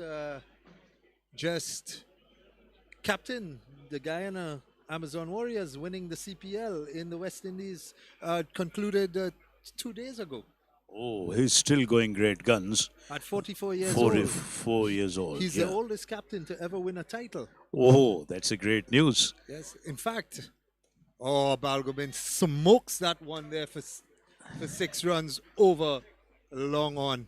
That's a beautiful shot as he opens up and just drives through the line of the ball. That's what I talked about. Look at that one. He gave it a go. He's the one who certainly can play some lusty blows, and this is one of them. Definitely. Yes, as you might not know, Guyana Warriors have been in the final, I believe, at least 4 to 5 times, and have lost every single 4 times in a row. But Tahir is the one who won them a title. Yes, Tahir was given the captaincy to the Amazon Warriors and was able to bring it home for the team. There we go again, as we were saying before, his ability, Dari Balgobin's ability to work the ball, as he's now hit a 6. Ali bowling a better line, and he's able to touch the ball softly there and getting a single quite easily, being able to keep the strike and the momentum going. Tahir is the one who born in Pakistan and then played for South Africa. And now they won the Amazon Warrior title. So at the age of 44 years, what makes him fit? What is the secret? Can you tell us? He's very fit. And the advent, and this is why I am loving this Global Over 40 Cup, because about 15 or 20 years ago, you would not have had players that were as fit then as they are now and are able to continue their cricketing career over the age of 40. Cricketers initially at age 36, pushing 37, retired. Now you have cricketers as Imran Tahir, as they bring up the fitness hall here. Oh. They have players as Tahir, who's 44 years old, still playing at the highest level and winning titles at major tournaments. Our production team is very active, and they're listening every word which we are speaking. And quickly they have brought the fitness hall. They bring up the fitness hall. Yeah. Dari Balgobin is on 25. Narayan is on 1. And this one is steered very neatly down towards the third man boundary. And it's kicked over the boundary for 4 Yeah. runs. You mentioned he was on 25. A few balls ago, he was on 3. Yeah. He reached up to 29 almost in no time. Exactly. And this is the firepower I was talking about. Once West Indies have laid the foundation on the top, that allows these guys to come out in the end here and play as freely as they can with no pressure. And this is where I think that we have been, also I should not be biased, I should say West Indies have been able to dominate in the low end as Balgobin pushes this ball down to long off. They were looking for 2. Narsingh unable to get back there.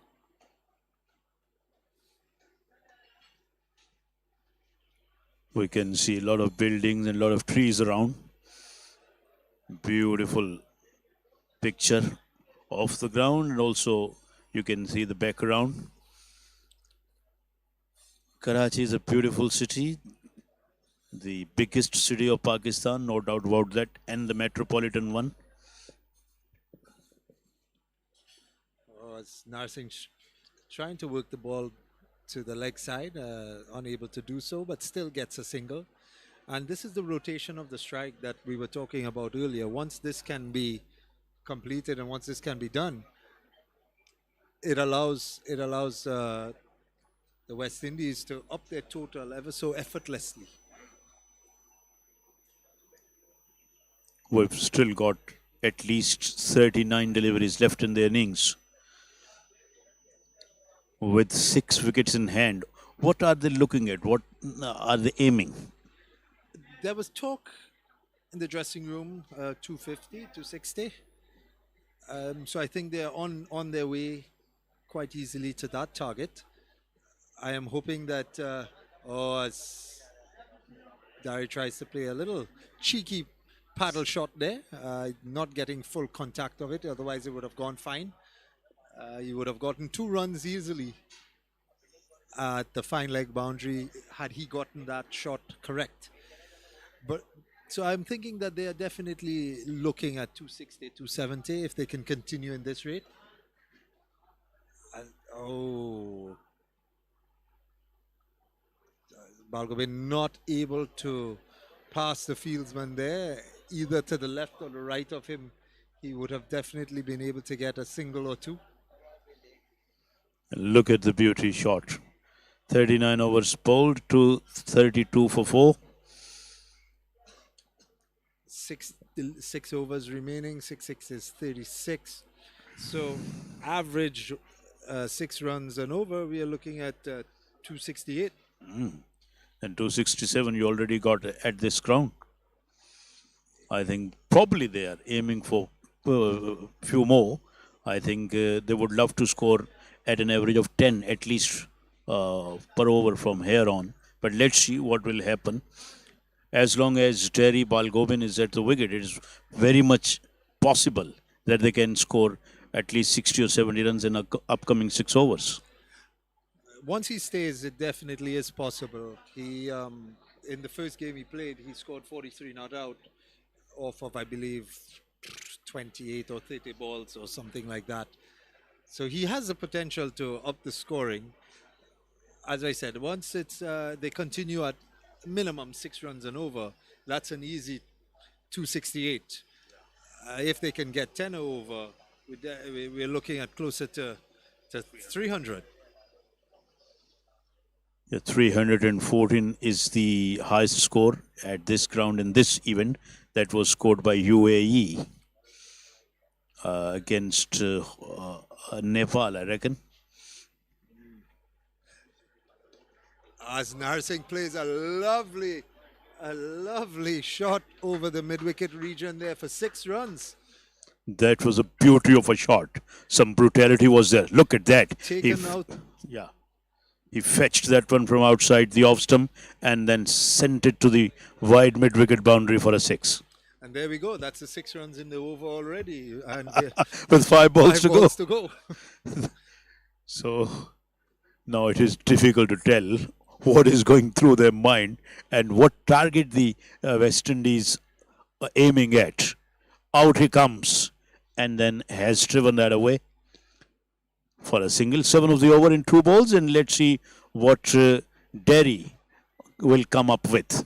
I don't think West Indies at this point are worrying about the target. I think that they're just happy to bat out the 45 overs, and whatever score they end up on, they'll take it. It's 239 for 4 with 5 overs remaining. Yeah, just enjoying and expressing themselves. Though Narayan already got a 6. 8 runs in first 3 balls, so pressure is on the bowler. Yes, definitely. Any bowler getting a boundary, the first delivery of an over, whether it's in the initial stages of a game or the last stages of a game, it always puts pressure on the bowler to try to come back now to limit the amount of runs he gets in the next 5 balls. Another good shot. Fielder is down there at the long off boundary, who did well, covered a bit of territory, but they go back for the second, and they are well home with a couple of runs. That's good running there by the 2 West Indies batsmen. It's a great bounce there for the fielder in the long off boundary. It just bounced at the right hand straight into his hand. Otherwise, it would have surely been 4 runs. As we talk about the touch playing of both these players, Narsingh Narayan and Dari Balgobin, being able to effortlessly touch the ball around, creating singles where there might not have been singles before. Run rate has gone up above 6 per over now. 11 runs already have come off this over. Last ball of 40th over is coming up. And it makes it 12. And it will make it 13 because they run through for a run as well. 2 wides. As this over continues to get a little bit out of hand now from Malik, as he has not been able to come back from that 6 that he got off the first ball. As Devnarayan plays the same shot again, but to less effect, to getting 1 run to what we call in the Caribbean cow corner. Yeah. Mid-on in the mid-cricket area is called cow corner. 40 overs have been bowled. 246 for 4, and last over gave them 14 runs. 246 for 4, so we are quite easily going to pass the 250 mark. I believe we should quite easily pass the 260 mark also. And I will go a little further. You can easily surpass 280. Well, initially when we were speaking about targets, I mentioned that we were looking, that West Indies were looking, I believe that if they had batted through, they could have carried on to the 270, 280. So far my predictions have been so far on target. Let's hope that it keeps to that way, and they can pull off that and have a good target to present to the Canadian teams so that they can bowl to.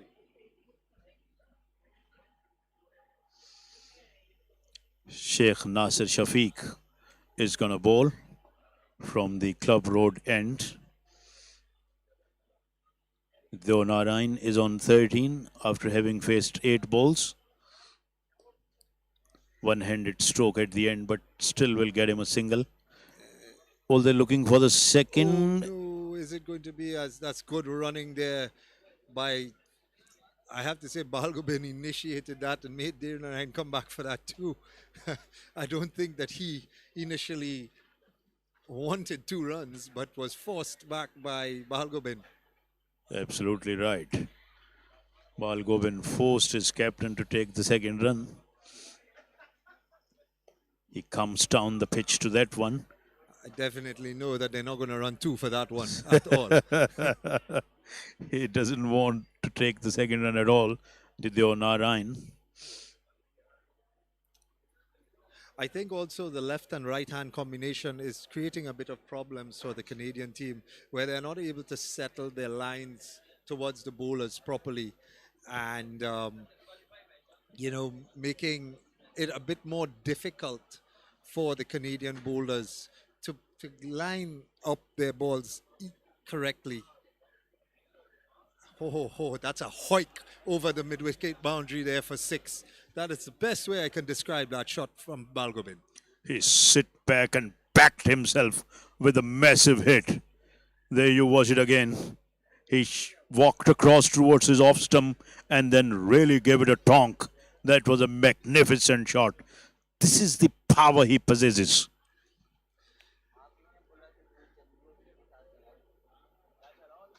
Let's see what he comes up with now.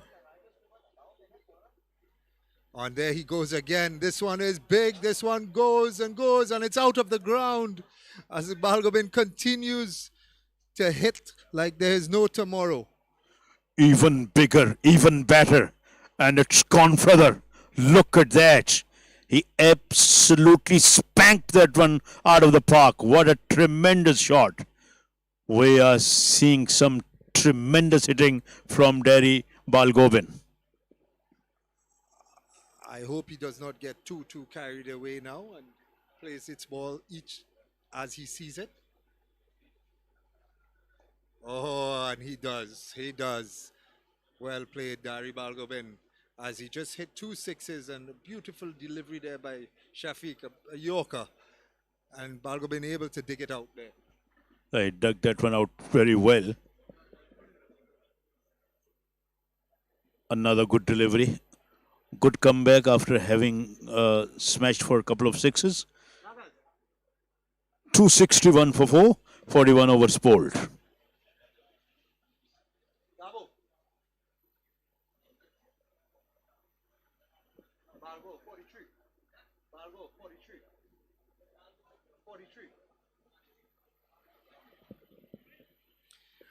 As Balgobin is on 43 of 28 deliveries, Narsingh Dirnarain 16 of 10, 261 for 4.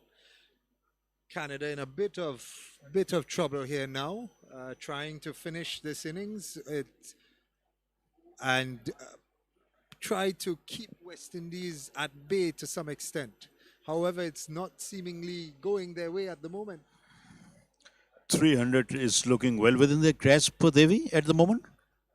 If these two continue, it is very possible. Very, very possible. A lot lies on Balgobin. Narsingh seems to be the one playing the shots at time once the bowler is in his zone and rotating the strike to Balgobin. Last over gave them 15 and over before gave them 14. So last 2 over produced 29 runs for the West Indies. We were talking about 10 runs and over. They've surpassed that. Yeah. Let's see what will they do in this over. Sultan about to start the fresh over. 1 for 48 is his figure. Oh, and that's a wide ball. And Sultan again has started badly bowling a wide ball there. That's not the start which he wanted or his team would have loved. He already has given a run and hasn't bowled a single ball yet in this over. Oh my God, that is a beautiful shot over extra cover there from Narsingh Dirnarain. The ball just just trickles over the boundary there. I thought the fieldsman might have been able to stop it, but he just did not get to it in time. And again, a wide ball and then 4 runs. So it's 5 runs off the first ball of the over. 34 runs in last 13 balls. It's a carnage of runs or carnage of boundaries here at Gymkhana.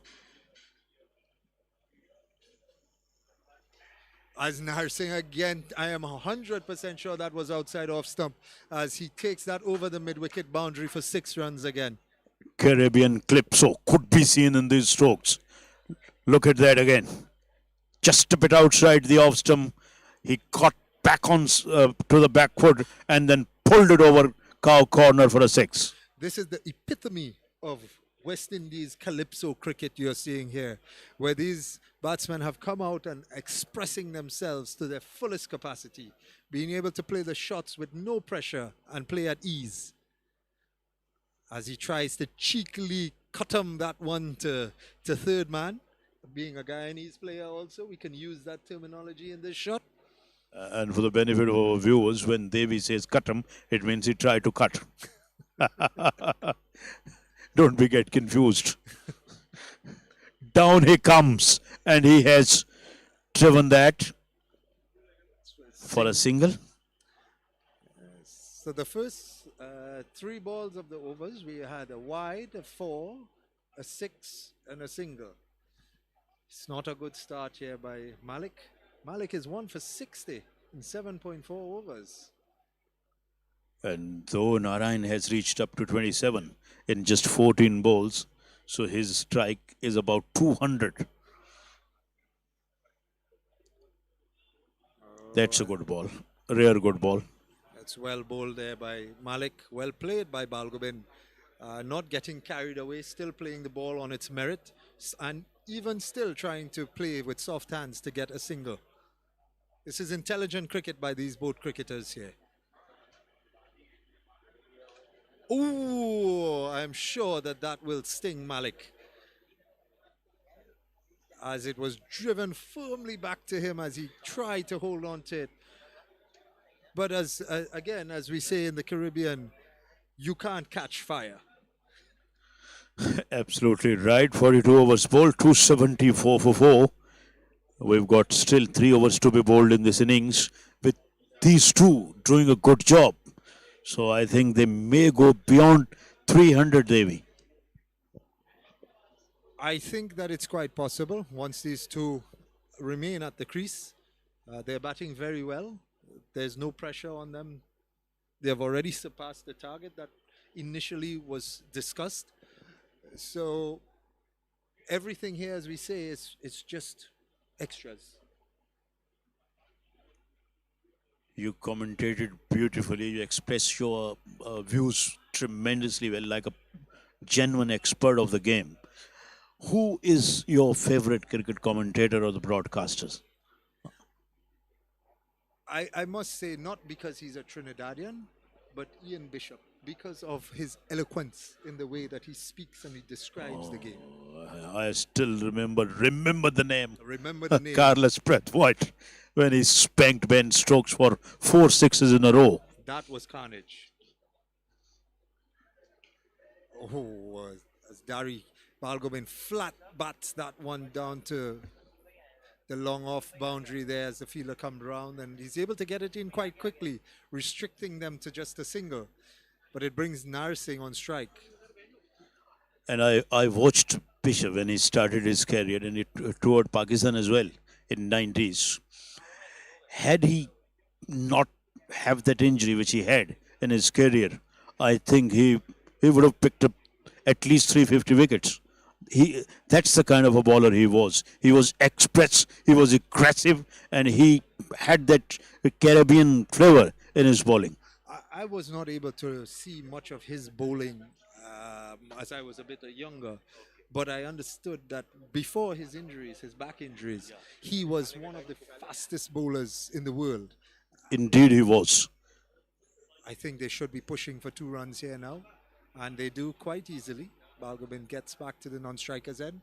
Narsingh playing again with a soft touch through the cover region, eluding the fielder, being able to get 2 runs there quite easily. And it shows the awareness and the alertness of these batsmen, where they're not trying to overhit or power hit everything. And again, there he goes, the short mid-wicket, just walking a single. Very sensible cricket. They're not trying to do too many things. They're keeping it simple. When the ball is there to be hit, they're hitting. And when the balls are not there to be put away, they're getting singles or the twos. This is I now realize this is very brave by the Canadian team Yeah. to bring in Mohammad Riaz, who has not bowled an over throughout the game, to bowl at 2 batsmen who are spanking the ball literally to every part of the ground. And he's not doing bad at all. So far, he's just conceded 5 runs off of 4 balls. Yeah, it has worked for them so far. But they've still got a couple of balls left in this over. And the commentator curse. That has to be a no ball. And there's no signal by the umpire. Yes, they haven't called it a no ball. It looked like... Yeah, there you see. I think he got away. He got away with that one. Yeah. Very lucky that he got away with that one. Otherwise, he would be bowling a free hit to Terry Balgobin. And this is going in towards the hands of the fielder. He dived in front of him and brought off a very good catch. Look at that. This has been a valiant effort. All the umpires are going to refer it to the third umpire, I reckon. They will confirm whether it was taken cleanly or not. As Balgobin stood there in amazement at the fielder. As he goes. Nazir Butt is the third umpire who's taking a look at the replay. He dived for length. Has he got his hands under the ball?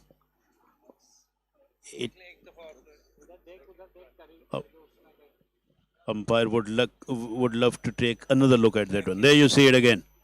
There you see it again. I think he brought his hand under the ball and it's going to be out. Yes, it's a very good catch, Devi. Fantastic piece of a fielding. It's a beautiful piece of fielding, a beautiful catch outside there to dismiss the Dari Balgobin on 46. He has made, I believe, 340s in this tournament so far and has not been able to carry on to 50. But it was an amazing innings that ended by an even more amazing catch by the fielder in long on. And that wonderful catch deprived Balgobin to get his half century.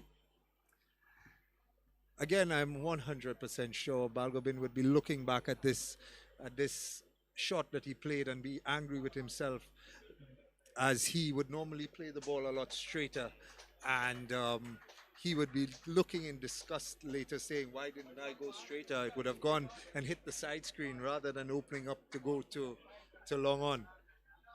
But whoever has made the decision to say, "Let Muhammad Riaz bowl this over," it clearly paid off. Absolutely played off. It has worked in their favor and worked big time because Balgobin was looking lethal. He was looking dangerous and he was hitting the ball like anything. And Nursing also playing his strokes. But let's see. Mohammad Riaz, who captained Canada in the previous game at Southern Club in DHA defense, and now he's going to bowl to the newcomer. West Indies are 5 down for 280. We were talking about maybe a score close to 300, but one ball has changed that.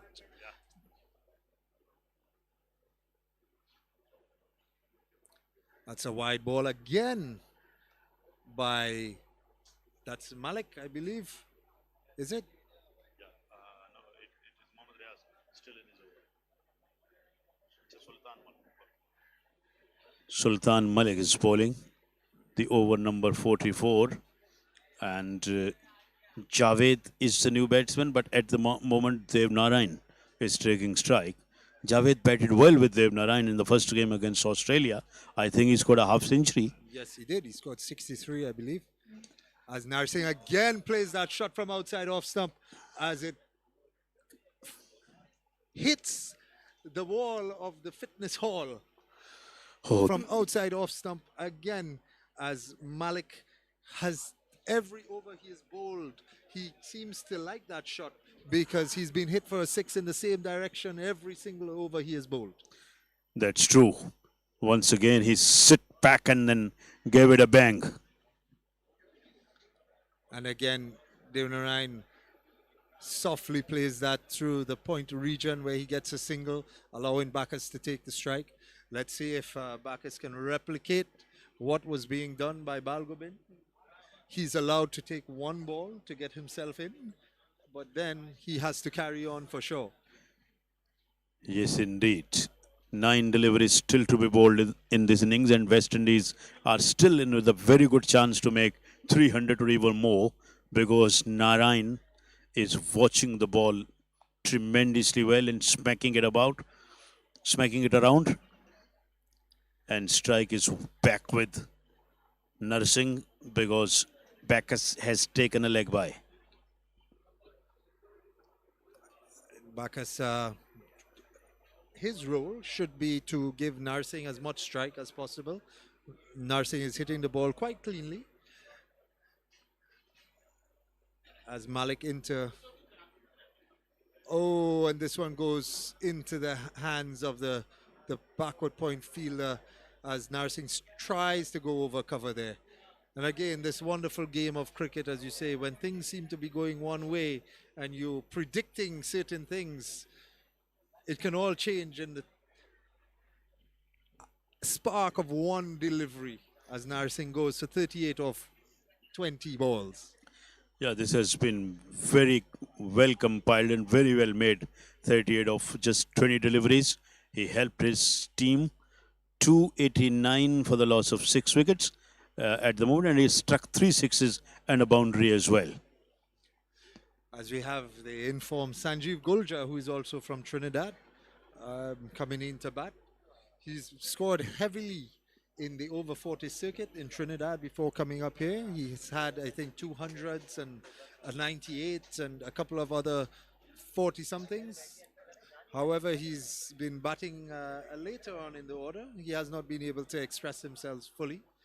Let's see what he can do. He has a couple balls here, and hopefully if he can express himself, maybe we can definitely, West Indies can definitely reach that 300 mark. And on the other hand, Canada can restrict them because they have 2 new batsmen, relatively new batsmen at the wicket, because Javed just has played 1 ball and Sanjeev is facing his first ball now. But he's straight away going to get run. Good comeback after getting hit for a 6 from Sultan Malk. 290 for 6, 44 overs gone.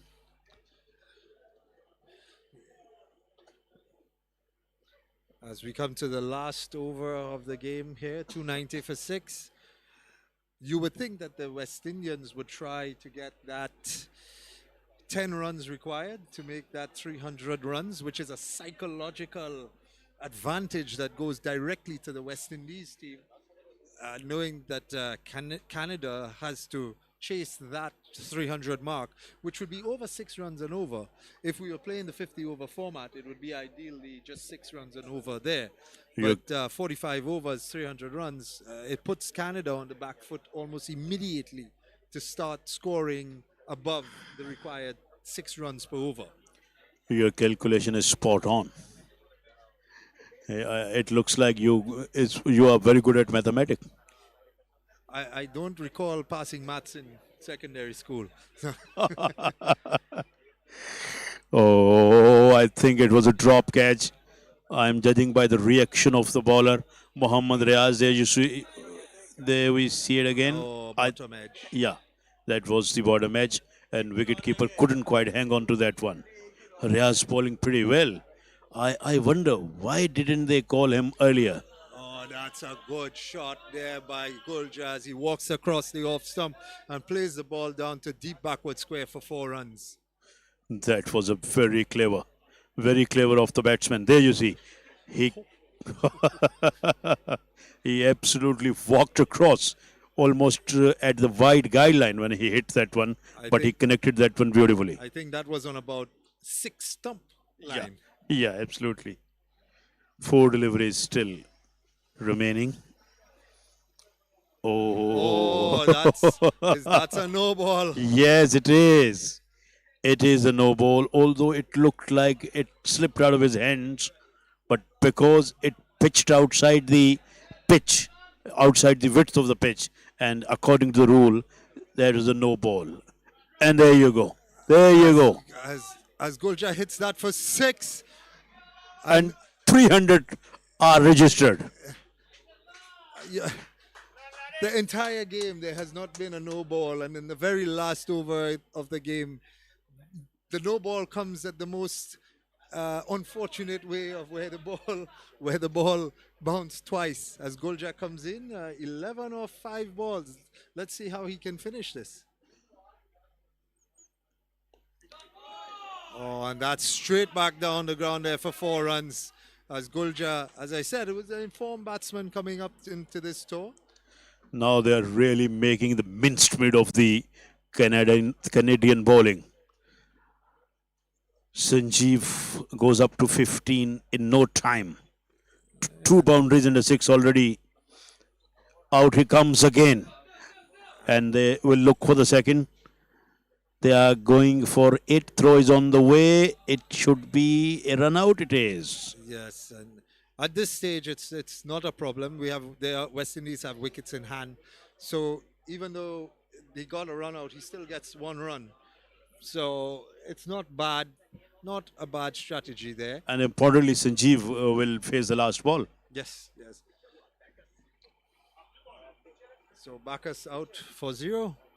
Run out, not wasting much deliveries, just 1. As Randy Lindor comes in to strike, Gulja to face the last ball. Hopefully he can make the maximum out of it, and the score can go up by either 4, 6 or none. Yeah, even by 1, 3 or 2. We are making all the combinations and permutations here from the commentary box. And it's easy to sit back and express your wills rather than playing out in the field. As I said, we are sitting down in the cool. We have 4 fans blowing around us, and we can sit and computate and mathematically figure out what we think can and cannot happen, while these batsmen are outside there in the hot blazing sun just trying to hit the ball. Yeah. He has caught that away and that's and gone caught for that away, six. Miles. Yes. What a way to finish the West Indies innings of 312. What they have got. Look at that. Again, the same shot as he replicated from the first ball, about a foot outside off stump and pulling that ball over mid-wicket there for 6 runs. That's a mighty blow by Sanjeev Guljar as he finishes off on a score of 21 off of 8 deliveries, carrying the West Indies total to 311 for 7 after 45 overs. Mohammad Rizwan finishing with figures of 1 for 27 when he initially started his first over of 1 wicket for 5 runs. That's very well described by you. So 311 what West Indies have scored and 312 is the target for Canada. Now we are taking a break, and after lunch and in travel, we will join you back live. And thank you very much, Devi, that you have commentated with us, and looking forward to have you in the next innings as well. Thank you for having me. I think that I might not play any more games and I would just come and commentate for the rest of the tournament. And it will be pleasure for us.